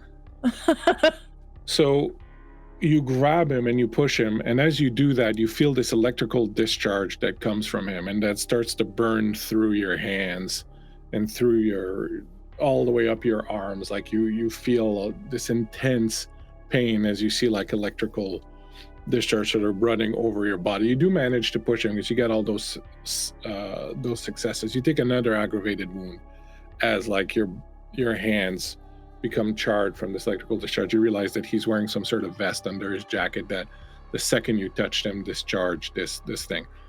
You, however, manage to push him, and he goes flying in right through where the phosphorus is. He attempts to sort of twist. I'll give him a chance to try to avoid some of it just because he's trained for this kind of shit. A 9 and a 7. Ooh, 2 10s also. All right.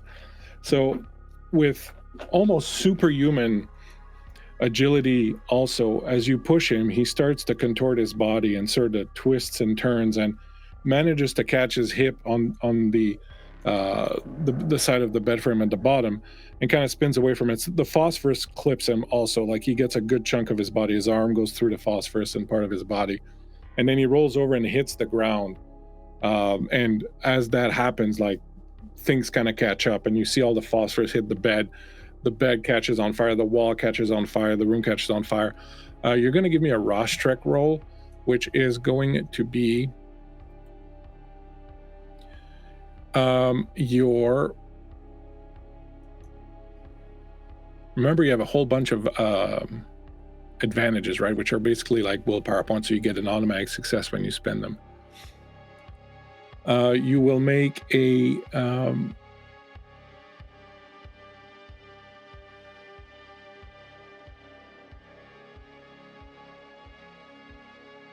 trying to remember what a Rostrek is. You're going to make a courage roll. So you make a number of roll number dice equal to your courage. And I would like and to if you want, you can spend some of those advantages for automatic successes. Do I need to use those before I roll? Yeah, it's pretty powerful. It's not a game, so I'd say. Okay. I'll spend let's say at least one. Let's do one. Okay. And what's my target here? Oh, doesn't matter. I rolled all 2s. All 2s. All right, but you have one automatic success though, which is not too bad. So you feel your beast again, kind of like when you drank the blood from Takamura. You feel this thing surging inside of you at the sight of the fire. You're like, oh my god, like this is the mortal enemy, right? And you feel this beast kind of try to claw its way out of you, but you remember what happened last time you let it go, and you stamp on it with that willpower, and you kind of clamp it down and push it back inside of you. But now you're kind of separated, as there's this line of fire basically that is spread between you and Owen kind of rolls away. He comes up, and you can see that under his jacket he's wearing this strange kind of body armor that is still kind of lit up with a little bit of electricity. You see the Aegis symbol on his chest. As you kind of stand in front of him, what would you like to do? I said there's like the line of fire that's there. He's over by where the front of the house is. You're by where the door is to the room. I'm assuming he looks like he's pretty steadfast in killing me still. Yeah, he's definitely injured. Like half of his body has been hit by the phosphorus, and like he's obviously kind of injured, and you kind of get the feeling that he's evaluating the situation. I think she's going to take a few steps back from the fire, and as she's doing so, she is looking at him in desperation and says to him, I don't want to do this to you, Owen. Please don't make me do this. They're going to come for you. They're going to come for you. They're not going to let you go. This is what we do. Come. We kill things like you. This is what we do. They're going to come. Let them come. Don't let it be you. And you see he's trying to make up his mind. Like his hand is kind of hovering over his belt. The door behind you opens and you hear Nora come in and you hear Prince just growling as he starts running by. Now, Prince looks like he's going to jump the fire and jump at Owen. Do you want to try to grab Prince or do you want to let him go? Yeah, I'm going to try to grab Prince and stop him.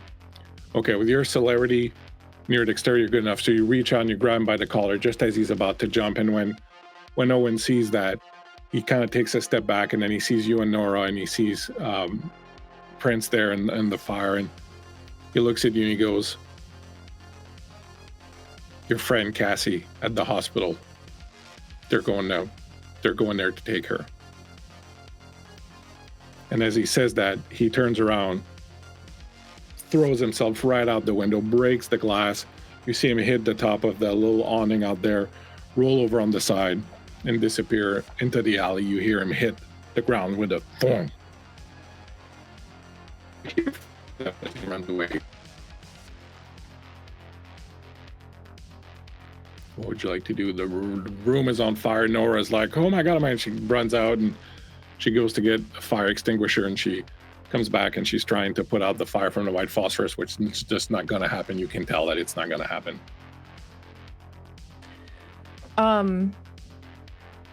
Yeah, I'm gonna start backing out of the room with Prince at my side. I'm pretty steadfast in heading towards where Cassie is. You can tell that Nora's like really kind of upset by this. Like this is her home and it's sort of burning down now. You don't really know how white phosphorus works. You don't know what's it going to do. Is it going to burn the whole house down or whatever? But you can tell that what Nora's doing with the fire extinguisher is not helping. It's not doing anything. I don't have my cell phone on me either, do I? No. Yeah, I don't have anything. Yeah, I think she stands there just like a deer in the headlights, watching, I think processing her relationship with Owen and what just happened has got her a little shook, especially over the course of the past 24 hours.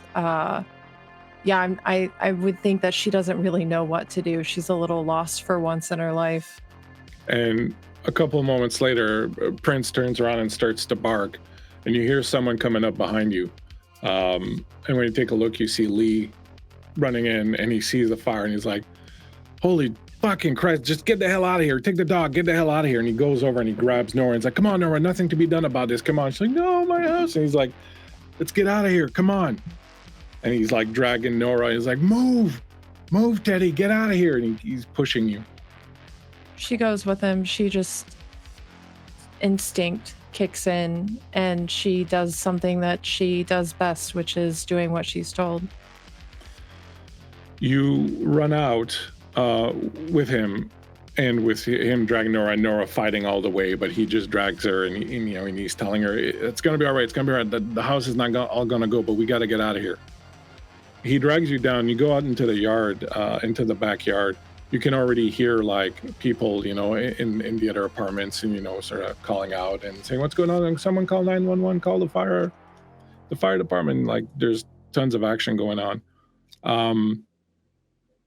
The one thing that you notice throughout all of this, which is not going to mean anything to you right now, but I'm going to tell you, and it's something that it's going to resurface later probably for your character, is that when you saw the fire, you felt this unholy terror. And when Nora faced it, it was the same thing. But when Lee went at it, there was zero fear of the fire at all.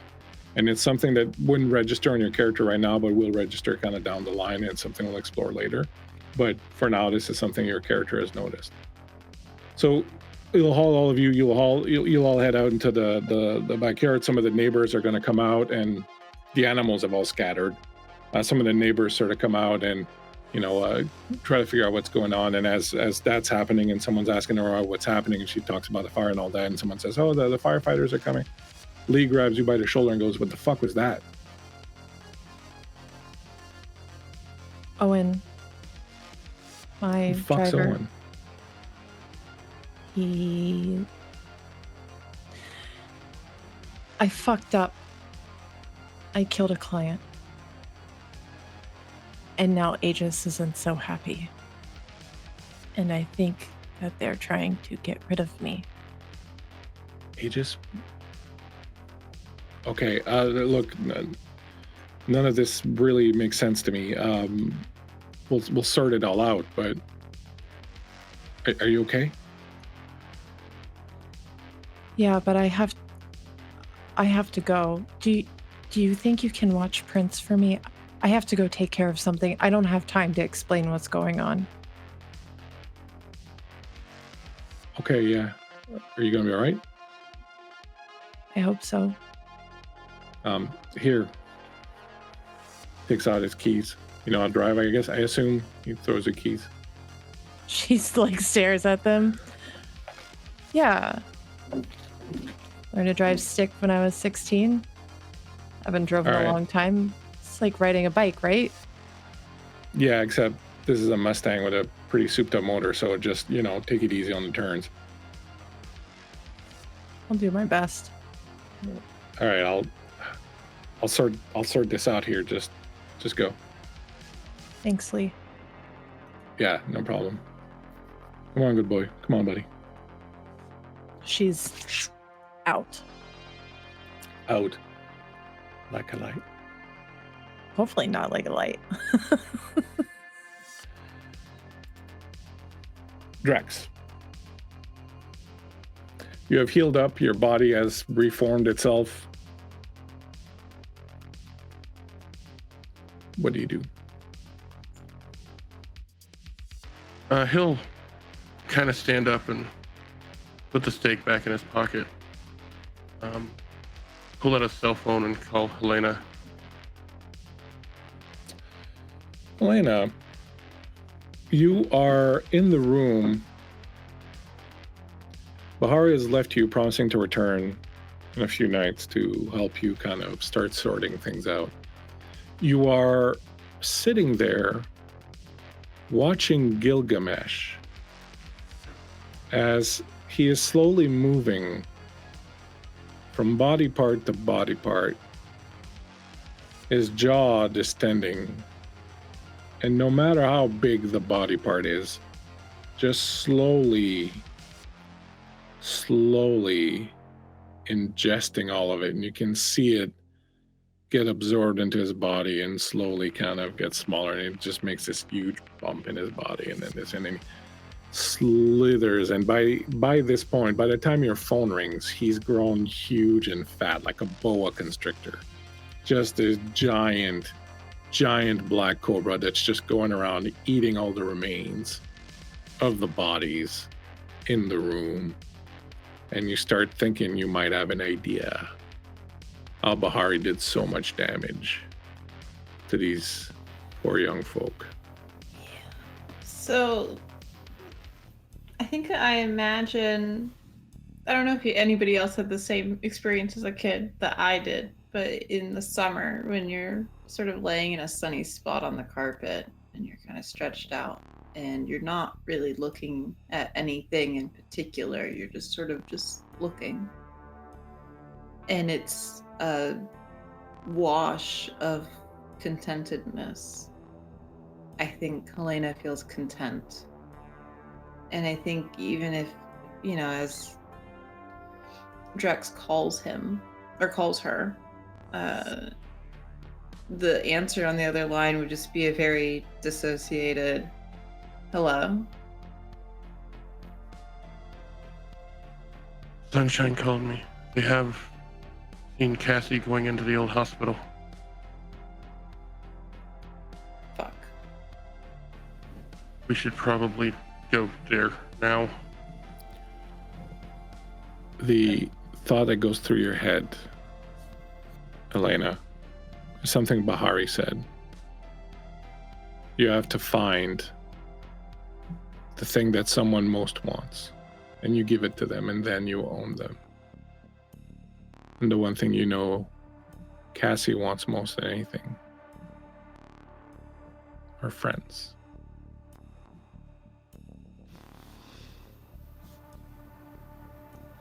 Where am I meeting you?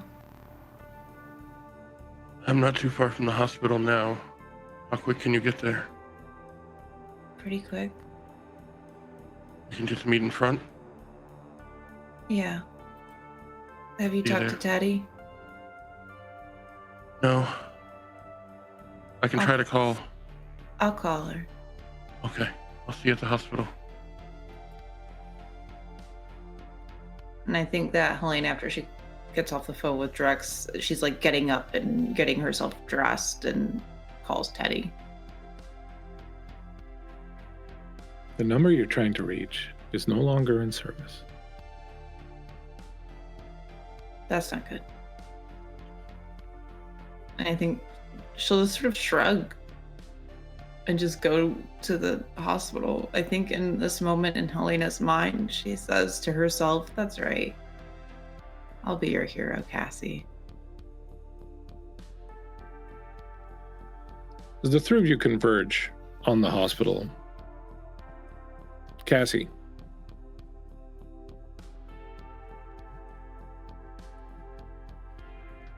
the professor has been showing you part of his research. He has brought you into this room, and you can see that there are a number of things painted on the walls of this room.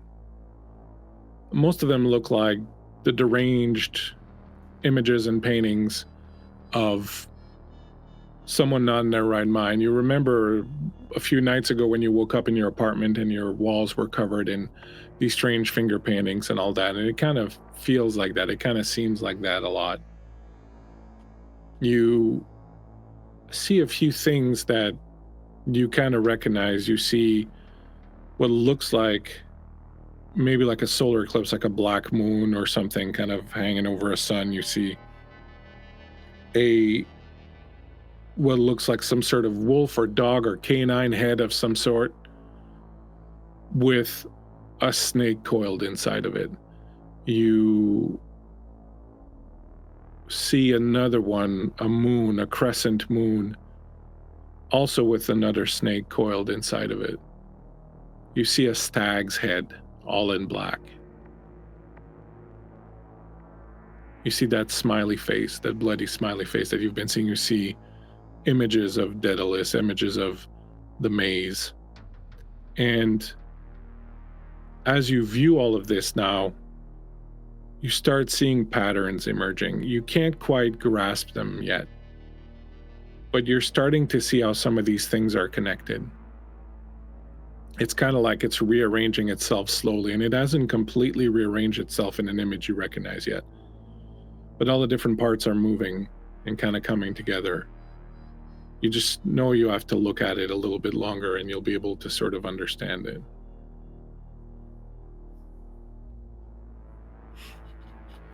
I think that Cassie is just sort of, whether or not the professor is talking right now to her, like she is solely focused on the images, sort of just standing there, like staring at them, wide-eyed.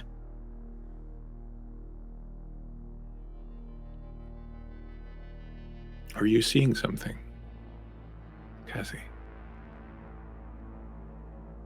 I think so. Some sort of pattern. Maybe I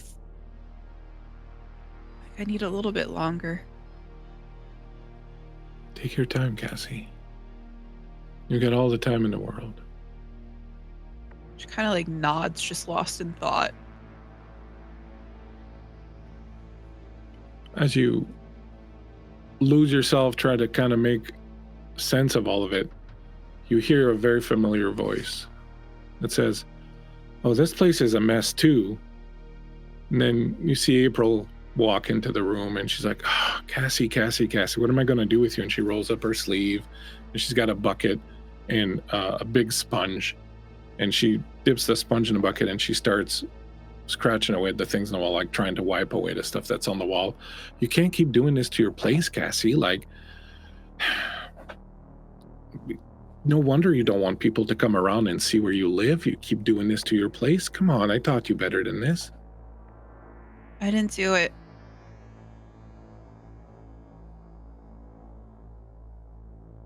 If you didn't, who did? I'm gonna point to the professor. When you look at the professor, he's kind of like just a shadow. Like, you can see him there, but he's almost kind of just a shadow that's kind of hanging there. You can't keep blaming other people, Cassie, for what you do. You know, we've talked about this. At the end of the day, you're the one who makes the decision to do these things. I know that sometimes maybe you feel like you are pressed into it or like you don't have a choice, but you do. You get to decide whether or not you do the thing.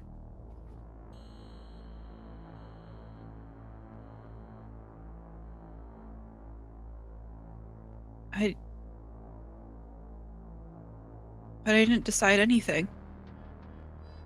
Well, maybe it's time you start deciding things, Cassie.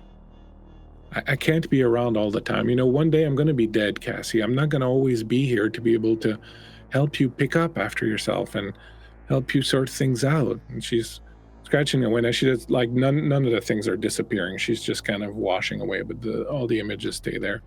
I'm not always going to be around to help you, Cassie. You're going to have to start making decisions for yourself at some point and accepting responsibilities for your actions.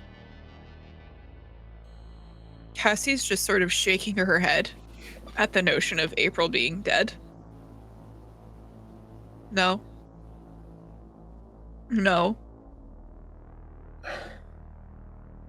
Baby. She puts the sponge in the bucket and puts the bucket down and comes over to you. She takes your face in both her hands. You feel the familiarity of that touch, that softness, that warmth, that love. You know, Cassie, you've always had a little bit of difficulty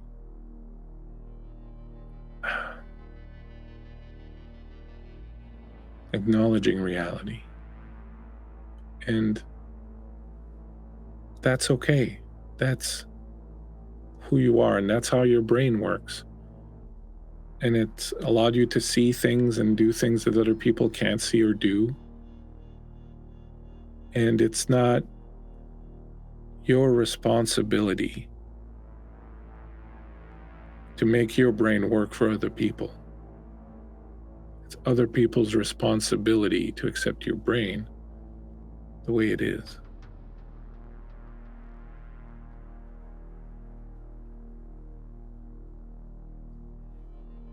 And what if no one accepts it? I don't want to be alone anymore. You're not alone, Cassie. You just think you are. You have friends.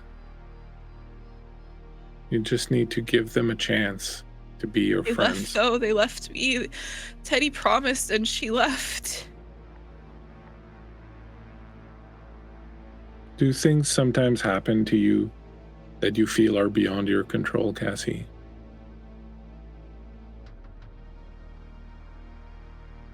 Yeah.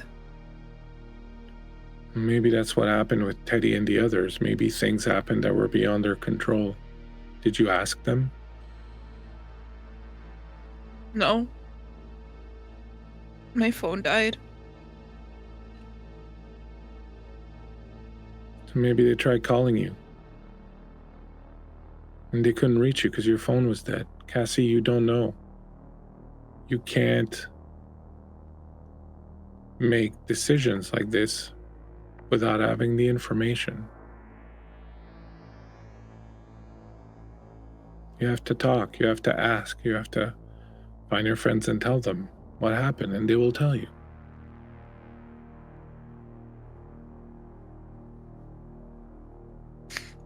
What if they did it on purpose, though? Why would they do that? Because I'm a problem? Because they don't understand me? I'm a liability. Crazy Malkavian. Well, I have no clue what a Malkavian is. It sounds pretty dreadful, but... It is. You have to give them a chance, Cassie. You're asking them to give you a chance, but you're not willing to give them one. If you want them to give you a chance, you have to give them one also.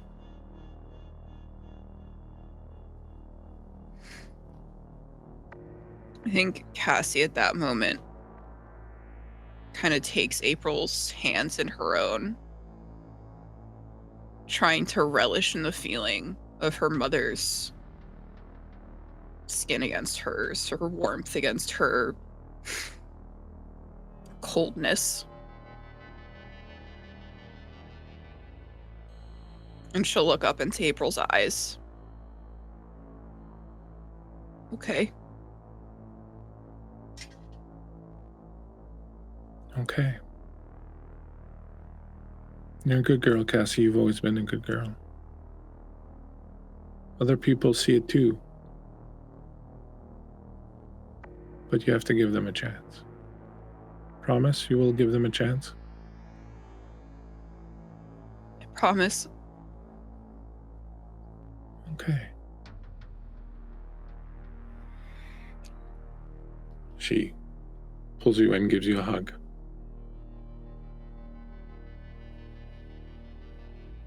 I wrap my arms around her waist, kind of just leaning my weight against her. That's it. Rest your head a little bit.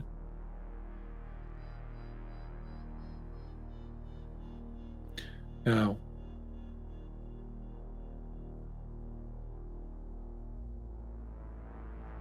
go out there, Cassie. Reach out to your friends and ask them. Give them a chance, okay?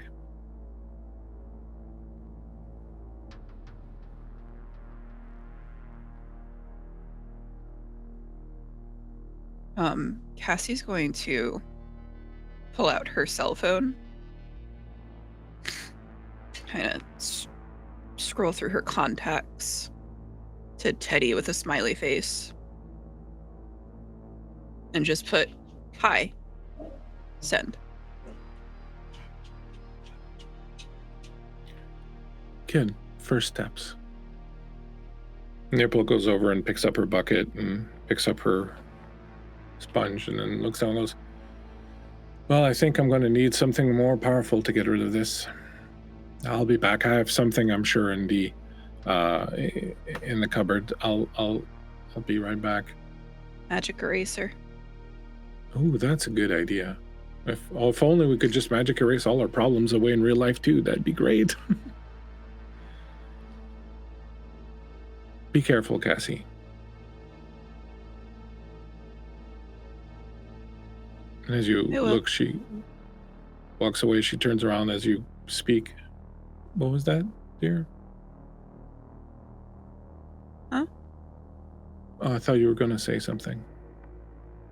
I'll be careful. I know you will.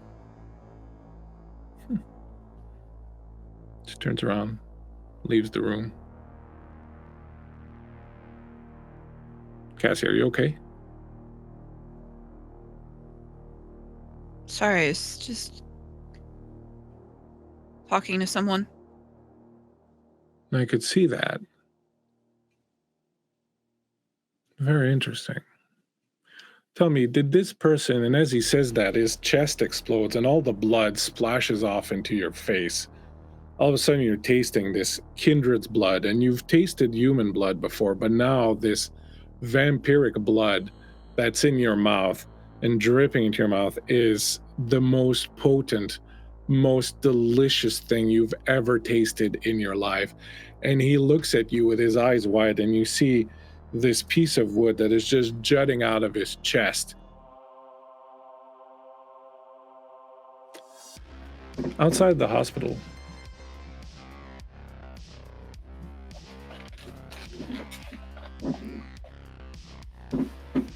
Helena, Drex, you're standing in front of the hospital where you were standing a few nights ago when all of this began.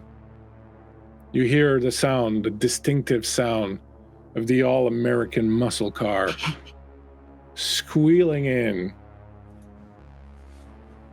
Skirt! Her head shaved and wearing only a white tank top and a gold chain around her neck. Then Teddy jumps out of the car and goes, "We're family." Is it too late to leave this game? Gotta go. Is it too late to leave this planet? Let's I'm more all just invested sit here- now, actually. Too late to apologize. Let's all just sit here and disassociate for a while. You mean you weren't disassociating to begin with? Don't mind if I diddly do.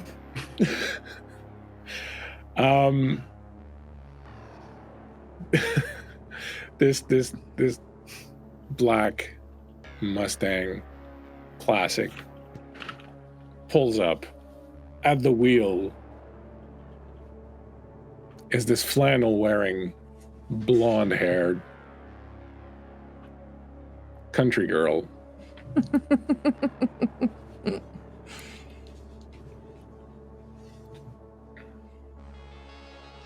What do you do?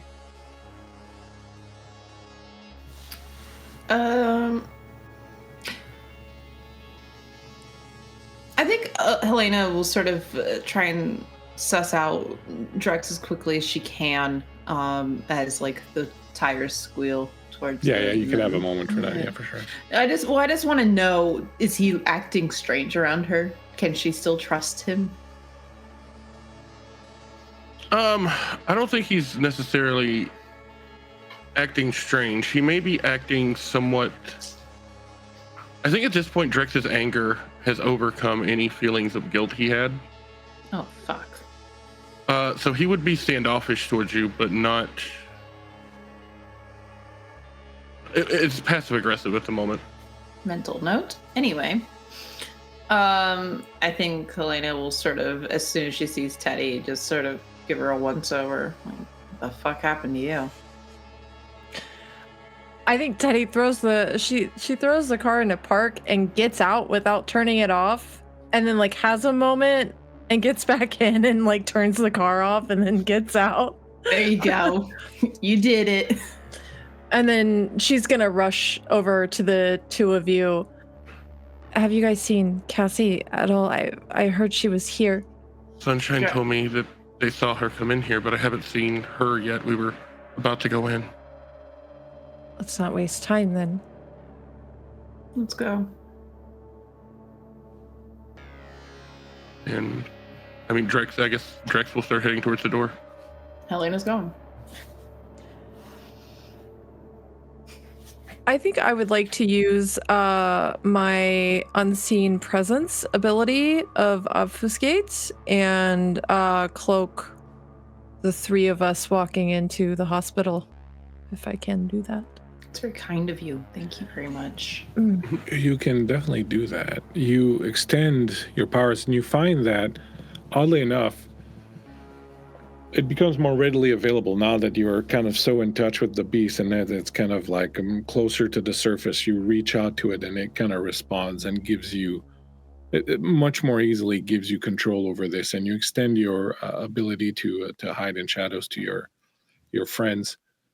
The three of you move into the hospital. You start going down the various corridors, trying to find your way. As you move through the halls, you start realizing after a while that you keep coming back to the front, the entrance, the lobby where the reception area is. the first time you thought maybe you'd just kind of gone turned around and you went back in another direction, but now it's like the third or fourth time that you take a completely different route and end up right here again in what is the lobby area of the hospital.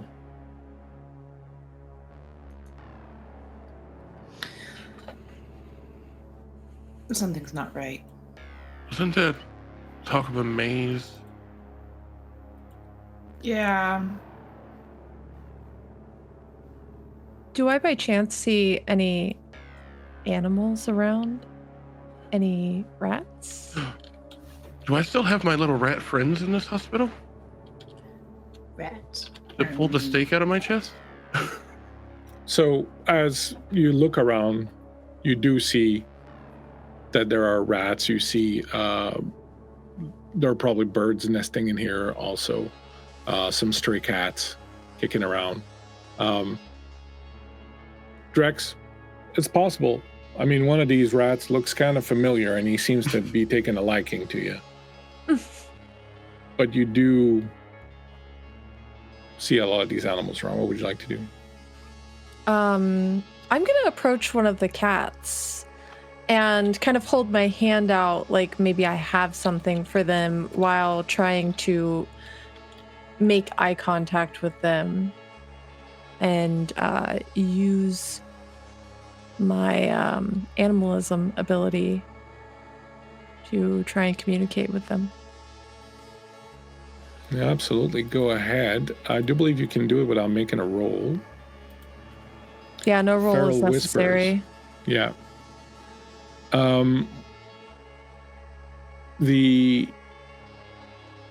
As you're kind of trying to catch someone's eye or something like that, you see this old tabby.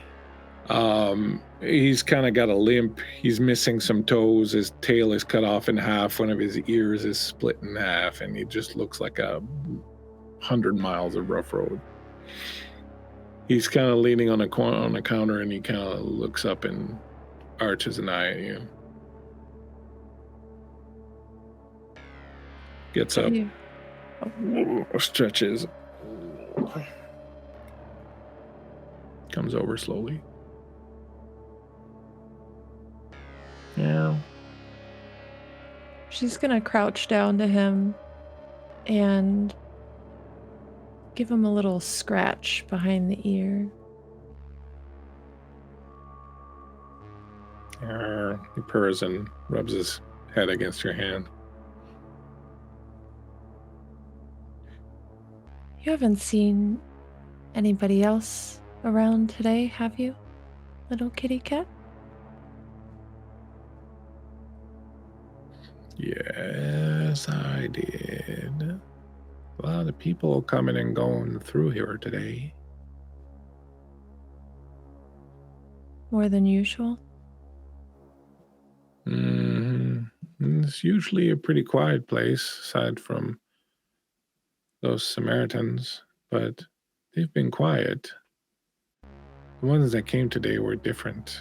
They were dressed all in black and had carapaces and big bulbous heads and were carrying black sticks. Interesting. Do you remember how many there were? More than I have toes. What about a woman with dark hair and streaks of white in it? No, she came yesterday. She's been downstairs with the others for, 2 nights now. Can you take us to them? They don't like that very much. It's okay. I'll hide you. And when we get there, you can leave. Give me more scritches. Of course. And she scratches him again. Okay. Come this way. Follow me close now. She's gonna stand up and look to Drex and Helena. The cat knows where she's at. That makes sense, for sure. Quietly, though. There seems to be others. The cat said they were wearing carapaces. And they had big bulbous heads with black sticks. Body armor. Yeah, that's what I'm thinking. All right. My abilities can only help us so much, so we should try to remain quiet. Maybe we can get the jump on whatever's happening. Yeah. I'm assuming, so I know that my unseen presence will cover as many people as I have stealth points. I have 3 stealth points. Can I include this cat in this? Yeah, for sure. Cool. Sure. Yeah. The kitty is also stealth. Stealth kitty. Anything that Helena and our Drex want to do? Not yet. No, I think Drex is just kind of following along for now. Okay, so go ahead and give me a stealth roll. So you can do either a stealth roll, which would be your dexterity and your stealth, or if you want, you can choose to be on the lookout for things and do a perception and alertness check. I think Helena would be trying to be as stealthy as possible. Okay. She's not so much looking around. I am going to go ahead and roll perception alertness then. And I'm going to use 2 of my advantages. Cool. I'm also going to use 2 of my advantages. Cool. What's You my... said it was dexterity and for stealth? Stealth.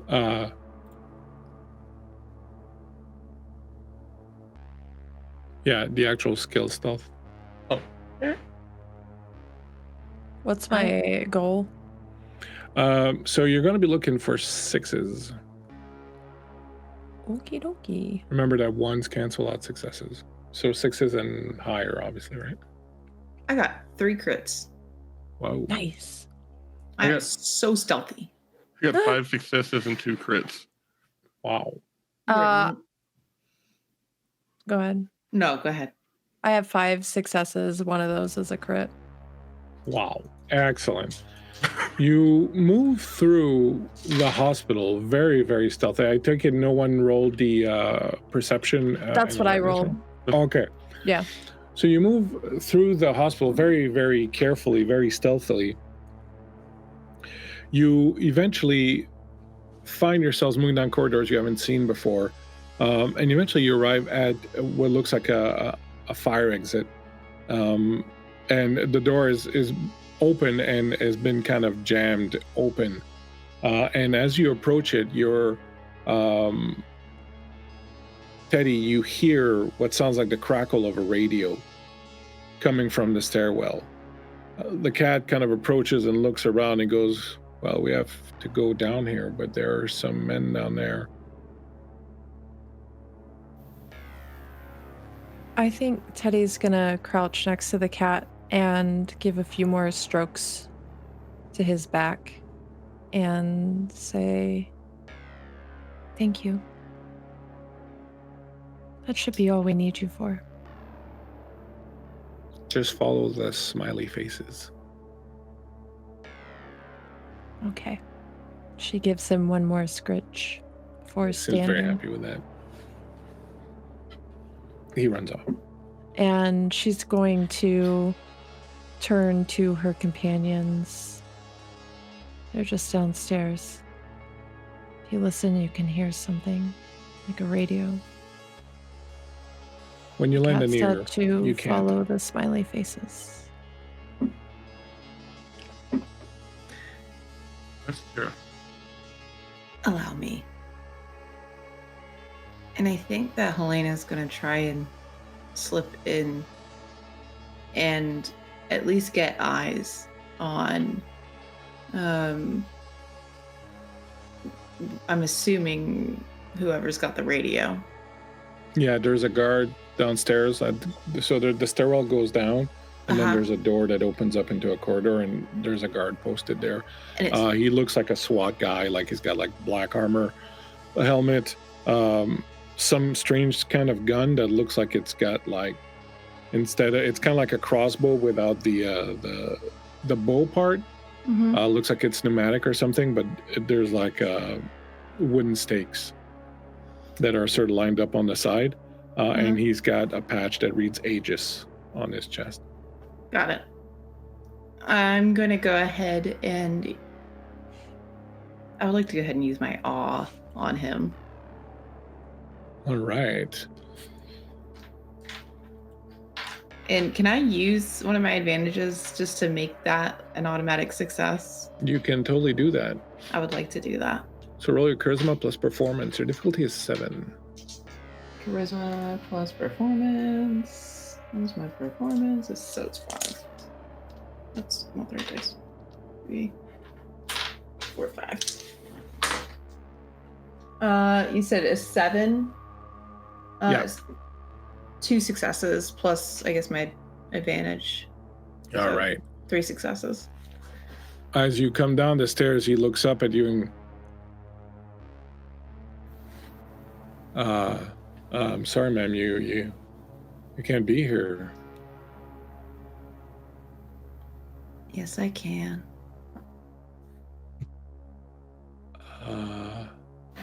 I'm here to help you. And I think it's time for you to help me too. Don't you want to help me? Yeah. There's You're so people- beautiful. There's people down there. And she's gonna point past him. Men dressed just like you. Yeah, my And squad. They want to hurt me. Oh, no, that's impossible. They're going to hurt me. You wouldn't let them do that, would you? No, of course not. Would you No, of course protect not. me Yes, of course. Of course I will. with your life? Yeah. With Y- their yeah. lives? Yeah. Yeah, Don't, I'll do don't. that. don't let them hurt me. I won't. You can count on me. I won't let them hurt you. There's a girl in there, and I've got to get her out. You're going to Oh. help me do that, aren't you? Yeah, of course. Yeah, of course. Okay. And I think she'll wave back to signal to Drex and Teddy to follow her. Teddy comes in. Drex is following. Oh, you got friends. Yeah, they're gonna help. They're gonna help you get them and help my friend. Oh, okay. Yeah, sounds like a good idea. Okay, you lead the way. Okay. Follow close. And he turns around and starts walking down the corridor, and he's moving kind of slowly and tactically with his rifle up. You follow him a little bit down the corridor, and eventually you hear voices at the other end. And as you approach, Cassie, you watch the professor fall face first. He's immobilized, almost like as he's been turned to stone. And he falls down face first, and you see coming through the door behind him a group of men and women dressed in like SWAT gear with helmets on, guns in their hands. One of them has just used a gun to fire a wooden stake through the chest of the professor. They're moving in through the room. They sort of fan out. One of them goes to shoot you, and the other one goes, "No, I think that's the one we need." And he makes him puts the gun down. And one of them, as they're sort of fanning out, a couple of them go and check the professor. One of them's coming towards you. What would you like to do? Is there any other exit out of this room? There is. You know that, like, on the other side of the room, because you if you go back through the room where you were in with the tools and all of that, there's like another exit that goes up. I'm gonna slowly start to back away before turning around in a dead sprint and leaving through that exit. She's doing a runner. She's doing a runner. One of them is going to shoot and try to get you with his stake gun. You can do a dodge and dexterity roll.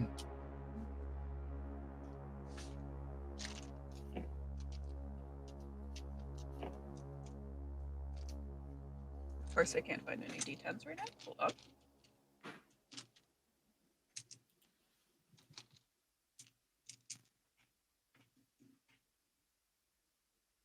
I am going to use three of my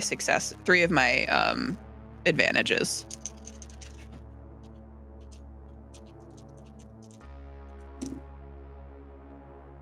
What am I looking for? You're looking for 6s. Okay, so I got 2 successes. One of them was a crit.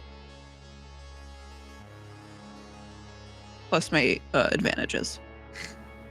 All right, you feel something whiz by you as you kind of just dodge at the last second, and you see a piece of wood that hits the wall next to you and embeds itself into the wall, and you kind of round the corner just in time so that another one just hits the wall next to you, and you round the corner, you find yourself in a short hallway that leads out, and you can see a door at the other end.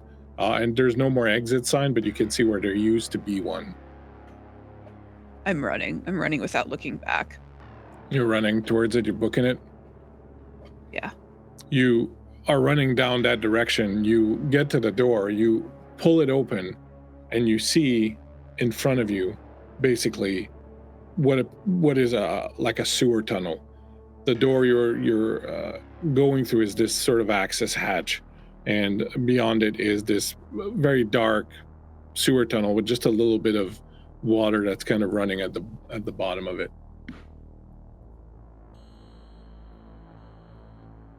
I'm gonna go through there. I'm gonna enter through there. No problem. You enter through and get into the tunnel. The lot of you are coming down the corridor, and as you approach, you hear, she's making a runner, and then you hear the sound of like pneumatic guns sort of firing, and the guy that's in front of you goes, stay here, I'm gonna go check. And he runs off and he goes into up to the room in front of you. The three of you are in the hallway, and this guy just kind of books and goes, and you see that there's a doorway that leads into another room, and you can hear there's a commotion there and people sort of yelling orders and guns sort of firing off. As you sort of stand there waiting to see what happens, you hear a voice behind you that says, over here, over here. Hello? You turn around, you see this young woman there dressed in like a yellow raincoat with yellow raincoat pants. And she's got this tiny little backpack on, and she's got this little pigtails. She's like, come on, you're Cassie's friends, right? I think Kalena's gonna look at Teddy like, what the fuck? Teddy's following over towards this woman. She just moves right past Helena. Drexter will follow. I will follow. I'm Mayor. Come along. I'll take you to Cassie. Quickly. Yeah. She turns around and she starts going down a corridor from that's perpendicular to the one you were going down originally. Do everyone, each of you, make a perception and alertness check.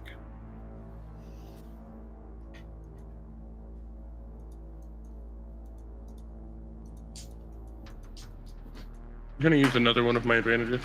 Okay. That's 5 successes for me. One of those is a crit. What is it that we're looking for? You're looking for 6s. Okay. That is 3 successes. I also have 3 successes, I'm sorry. one of which is a crit. 4 successes. That doesn't look like a 1.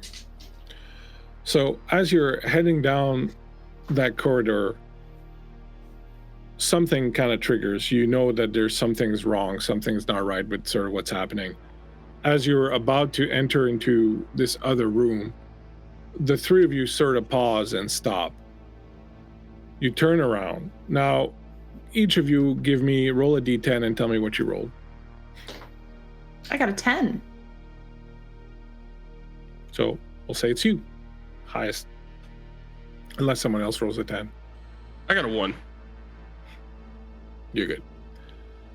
You turn around, Helena, and you see this other young girl dressed, this one in this big baggy blue coat with red pants. And she's just coming up behind you, and she's got fangs bared. And she's reaching out to try and grab you and to bite you. What do you do? Nobody else is looking at me right now? No, you were behind. You were the last one in line, so everyone's kind of behind you. Okay, I am going to use Tongue of the Asp. Go for it. Okay, I'm just rolling for strength. No, so so you'll roll your brawl and your dexterity. Okay, brawl and dexterity, so it's 5. Okay, 3, 5. And it's a 6 difficulty, right? Yeah. Okay, I've got 3 successes. All right. I have 3 successes, and one of them's a crit. So you turn around and you see her coming at you, and you launch your tongue at her, and like at the last second she sees it, and your tongue just kind of shins, and she kind of backs away, and your tongue sort of just snaps out and goes back into your mouth, and she like starts backing up. Teddy and Drex, you've turned around now, and you've seen this other woman approaching Helena, and now just kind of starting to back up. What would you like to do?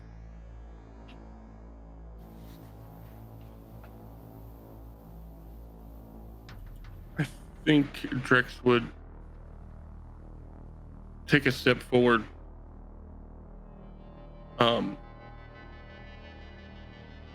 And can I attempt to grab her using potence? Absolutely, go for it. All right. That'd be just strength? Brawl if you're trying to grab her.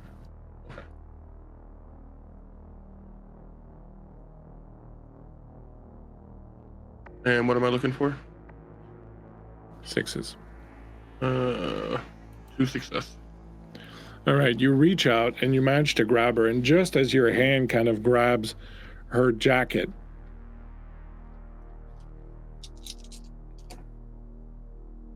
what's your perception? Perception is 3. Okay.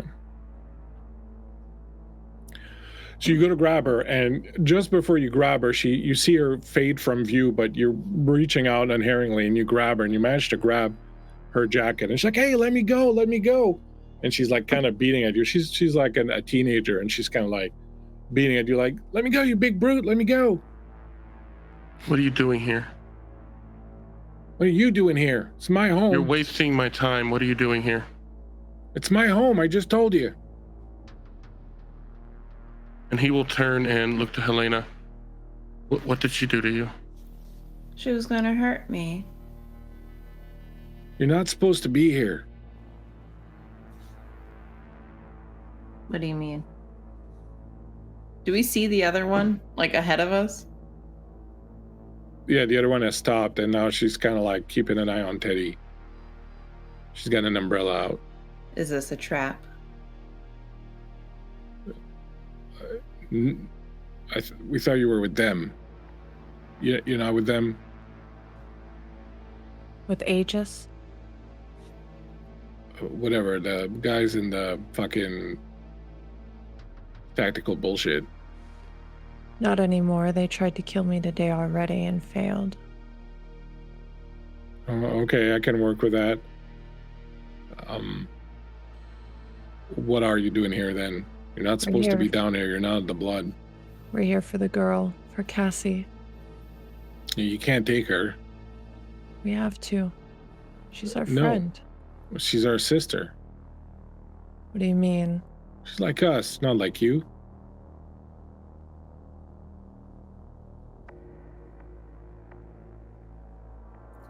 Just get out of here. Leave her be. She doesn't want you.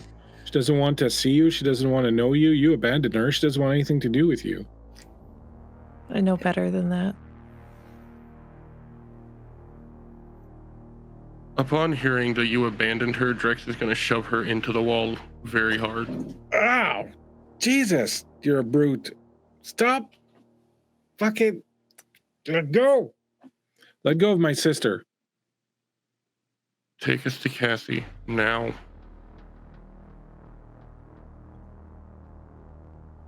Alright, fine. Drex will let her go and kind of push her very hard into the front, in front of everyone else. God damn it, why you gotta be such a bully? Dickwad. Quickly now. Alright, fine. Jeez. She came here because you abandoned her, you know? She was crying. She was sad. You hurt her feelings. Do you ever shut the fuck up? No, I don't. Okay, Your well, mouth is... keep walking. Just keep walking. You talk all the shit you want. Just keep walking. Always the fucking same. And they start leading you down the corridor, and eventually you get to like a hatch, and they open it up, and it opens up into a sewer tunnel. Cassie, you are walking down this sewer tunnel, and you eventually arrive at what looks like another sort of access hatch, and there's like a room beyond it, but you can clearly see that it's a room, and there's like other tunnels that branch out of it. It's kind of like a connector or something like that, like a central hub or something.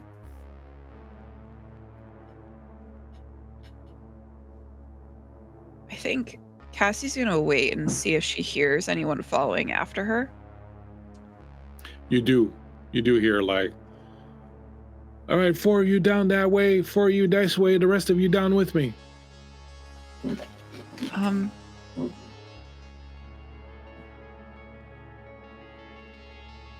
I think she's gonna Cloak of Shadows herself and like fetal position in a corner.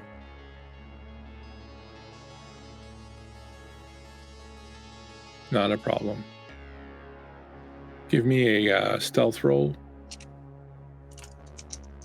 Do manipulation plus stealth. What am I looking for? 6s. Okay. That was 4 successes, 2 of them crits. You hide in a corner and you sit down and you make yourself disappear, and very soon afterwards you see a number of these SWAT guys kind of run past you, and they're kind of looking around, and one's like, she probably didn't come down this way. Well, we'll check down there. There's a couple more tunnels, and they go right past you. They don't see you. They splash away down through you, and they get into the other room. One's like, the fuck is this place? Is that what the, holy Christ, is that a dead werewolf?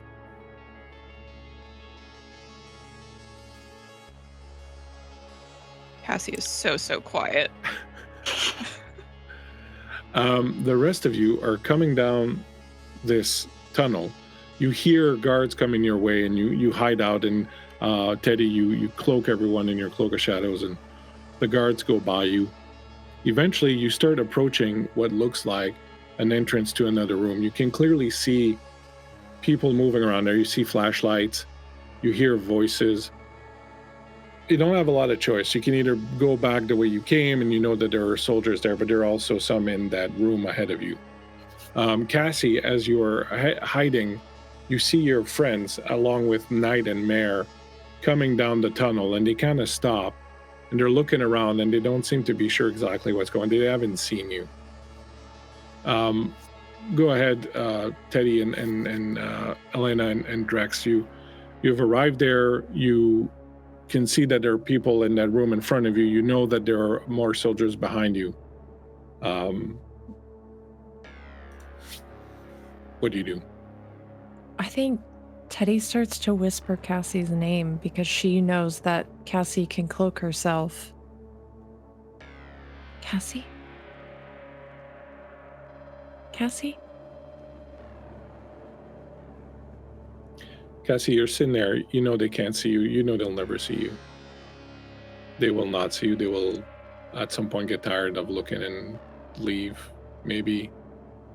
But they won't see you where you are if you stay there and you don't move.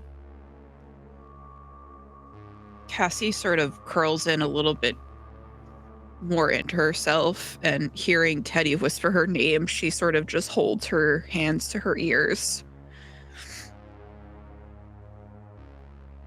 And she'll sit there for a couple of more seconds as the words of April repeat back in her head about letting people know you. And she'll call out to Teddy quietly. I'm over here. Teddy runs that direction immediately. Do you come out of the shadows? I let the cloak of shadows drop, and you'll see Cassie sort of curled up into herself in a corner. She's going to drop to her knees and just instinctually wrap her arms around you. Probably the tightest hug you've ever felt her give you. Oh my God, Cassie, I'm so worried about you. What are you doing here? Looking for you. Those men are looking for me too. We don't got a lot of time. We have to go. Okay. Everyone else is here too. We're all looking for you. Okay. Come on. Cassie's gonna get up. What are Helena and Drex doing? Do you want... This is my 100% most honest answer ever. She is going towards the group of Aegis men that are in that room. And she is going to use her awe on them again. And I would like to go ahead and just advantage dump. I think I've got 3 more advantages left. Take your advantage dump. If that's okay with you. Please? Perfectly fine by me. You approach the doorway and you can see that there are 3 Aegis Special Forces guys in there. Mm-hmm. And as you approach, you see a weird scene. You see this place is full of stuff, like almost like it was a camp or something that someone lived here. Mm-hmm. And they're standing around what looks like the half-eaten skeletal form of... The only way to describe it is a giant man-wolf. Like, there's this canine skull, but it's got a humanoid form, and it's got these giant legs that kind of bend backwards, and like it's been picked clean. It's just a skeleton now, and it's just lying there in the middle of the place, and they're like looking down at it, and one of them's like, what the fuck? What are the werewolves doing down in here? Gross. And how many men are there? 3. Total? 3? Oh, okay. Well, here's some dice. I'm gonna roll them now. And it should Looking be... for 6s. Yeah. I've got 1 success, and if I advantage dumped, it should be successful. As you step up, what do? You step into the room, you unleash your awe. They kind of turn around, point guns at you. What do you say?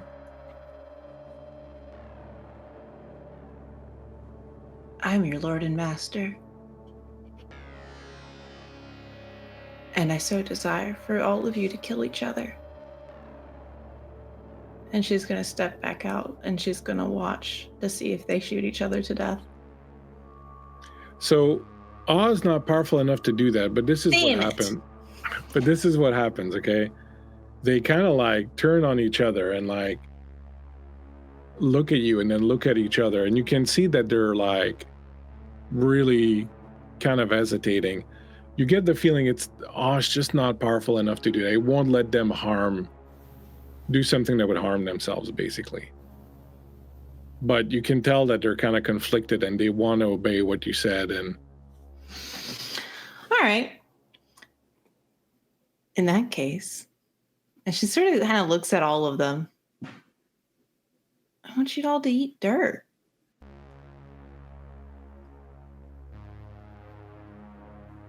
And slowly their guns drop and they look at you and they look at each other, and slowly they drop to their knees and start picking up huge handfuls of the sludge that's on the floor and just start shoveling it into their mouths. They start to retch almost immediately, but they keep doing it. They just keep shoveling that into their mouths. What are the rest of you doing as this is going on? So Drex would have seen Helena walk in there. As a point of reference, I know you said Awe wasn't powerful enough, but would she have told them to kill themselves and then realized it wouldn't work? Yeah, I think so. I think she's learning her power, so she would have done that. Okay, so Drex makes a mental note of that. We're all making mental notes today. Yep. Yeah. And then Drex once he sees that she's kind of got things under control, he's gonna walk over and see Cassie. I'm sorry, Cassie. It's okay. No, I let my own fears dictate what I shouldn't have. I should have asked you guys why you left.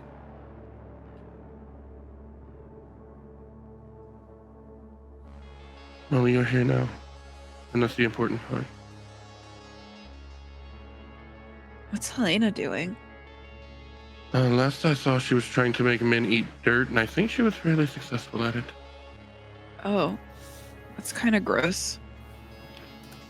I think she's creating a path for us to leave, which we should probably be doing. I think you'll see Helena coming back at that point and quietly say, well, they'll be busy for a while. I try to get them to kill each other. GM, what happened to Knight and Mare? Are they still around, or gone. they fucked off? They are gone. Okay. However, Drex, you know these tunnels really well, and you are pretty certain that you'd be able to guide the rest of you out pretty easily. I've spent a lot of time down here. I've designed half of them. Follow me. I'll get us out. And just to make sure, he will use his own obfuscate and I can't remember the name, that level 2 portion, to cloak himself as well. So, without too much difficulty with the various obfuscates and with Drex guiding you, you all manage to find your way out. You will go through a side tunnel, go through a maintenance hatch, and eventually find a way to get up. You'll end up in the basement of an abandoned building and then climb your way out. And next thing you know, you are out onto the street. You can see off on the horizon the fact that the sun is about to come up very soon, within the hour. The four of you are standing there on the sidewalk, about an hour away, like I said, from the sun rising. What would you like to do? I think Helena will sort of put a hand on Cassie's shoulder and give her a little squeeze and say, sorry I never called you. I got kidnapped, but I'm all better now. Who kidnapped you? This fucking asshole in this stupid fucking hat. It's always a stupid fucking hat. I know.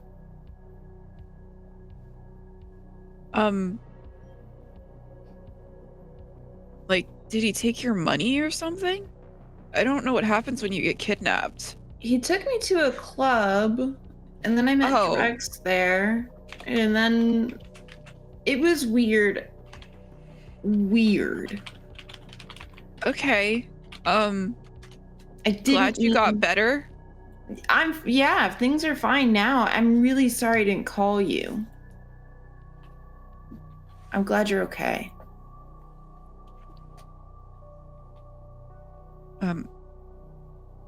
Cassie's gonna look at Teddy. I'm sorry I left you. You didn't come back downstairs, and I thought you had forgotten, so I just left. Don't be sorry. I didn't. Are you okay? I think I will be. I think we need to get somewhere safe. Helena, I have a car. Could we stay at your shop for the night?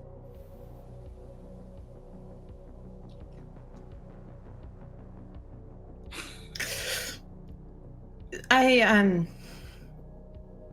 mean, Gilgamesh was doing a pretty good job of cleaning up the corpses. She's gonna risk it for the biscuit. Yeah, I think you'll see her hesitate though, and I think you will notice that there was something very wrong with her hesitation. Yeah, let's just go back to the shop. For sure. You could go to my apartment if you don't want us at your place. No, you guys are always welcome at my place. You guys are the only friends I have. So, just we can go to the shop. You will make your way to the shop eventually, and when you get there, you will find it spick and span, very well clean and all set up. There is a enormous snake just snoozing away in the middle of one of the rooms. Just giant. You'd rather just not deal with it. It's just not kosher. Thanks so much. That size? Yep. I remember him being smaller. He's huge. Looks like he has bodies in it anyway. He looks like a guy who just ate 5 bodies. Speaking of bodies, thank you, Exquisite Corpse and Wraith. Thank you so much for the raid. We appreciate y'all. As you will reconvene and spend the night, I would like to look ahead a little bit at a few nights later. As you will be awaiting the decision from the prince on whether or not you all get to live and survive. Over the next few nights, a few things will happen. One, at one point, Helena, you will find yourself in the old Columbian Fair exposition grounds. You will be standing there staring up at what used to be the rotunda in the White City. Now, you have been told that this burned down one night in 1929. Apparently something the Malkavians had to do with. It was eventually rebuilt exactly as it had been before, but people kind of stayed away from it because there's kind of a bad feel about it. Bahari has suggested that there are extensive rooms built beneath it that might make a very interesting place for Chicago's first temple of Set, dedicated to the Typhon.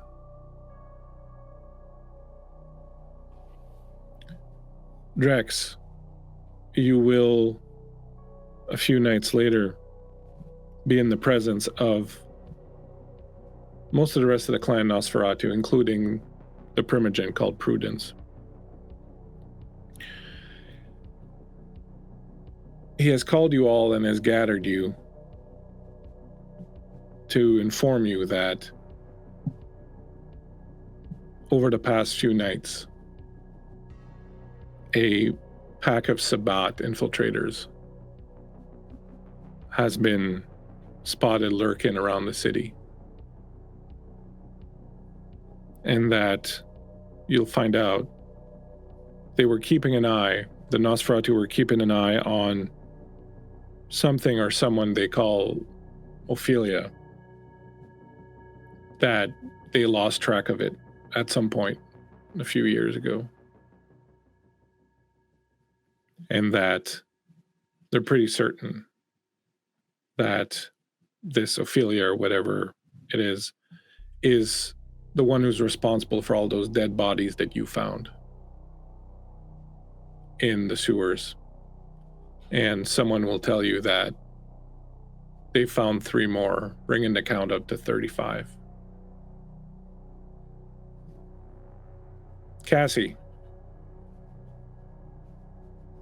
you'll find yourself in your apartment. The place is clean. You've been making a bit more of an effort, cleaning the place up, sorting it out, getting a few bits of new furniture maybe.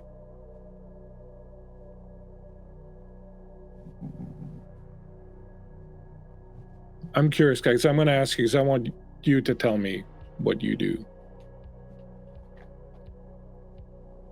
Do you try to talk to either April or Lady of Light again?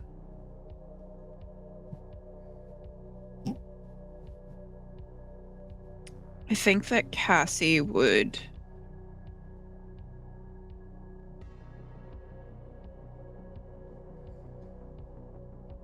I think she would try to talk to April. As she's cleaning. She would just be talking aloud, as though she was talking to her. Talking about her day, how work was going.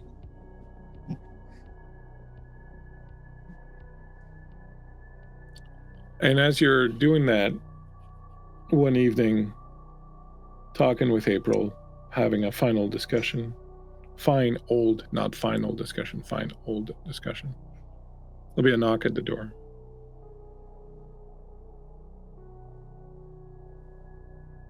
Cassie's gonna go over and look through her peephole.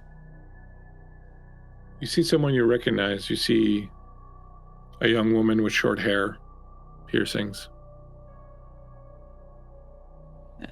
Open the door. Cora is standing there looking at you. Hi, I'm really sorry to disturb you. I know it's late. You don't know me? I'm gonna bring her into a hug. Oh. Cora. Oh, yeah? Oh, did my mom tell you about me? Yeah, she told me a lot about you. And after a moment of hesitation, she'll wrap her arms around you and start sobbing and crying. You're okay. And I'm gonna whisper that for both of us. And she'll say, "Thank you for seeing me." Of course. And somewhere out in the woods, in the forest, near the border to Wisconsin, Teddy, Lee has guided you to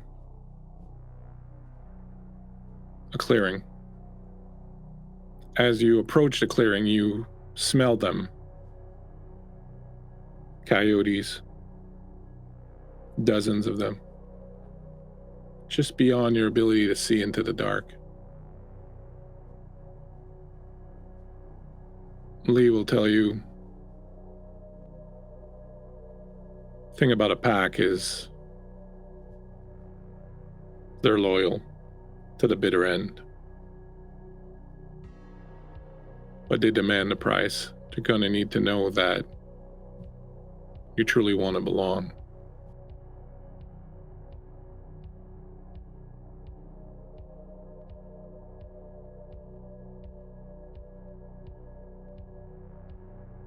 Are you ready to do what's necessary? I think I am. I'll wait here. Go and meet them. I'll be here when you're done. She's going to peel away her clothes and strip entirely naked before she walks in the direction of the coyotes. As you are walking towards the clearing, Lee will call out to you. He'll say, "Hey, something I've been meaning to tell you." Yeah. Your sire, the one who made you. His name is Carter. And he's a real son of a bitch. So if you find yourself failing out there, having difficulty finding a little fighting spirit in you, just think of him and what he did to you. I'm sure it'll give you a little juice. I'll never forget what he did to my fucking dog. And she turns and stalks into the darkness. And as you do, you start seeing them come out of the woods. All these coyotes. So many of them look like the one that you saw your father kill so many years ago. Many of them looking like the one you saw in the road some nights ago. They come out, they all encircle you. They're all in this very feral, primal position like hunters about to pounce.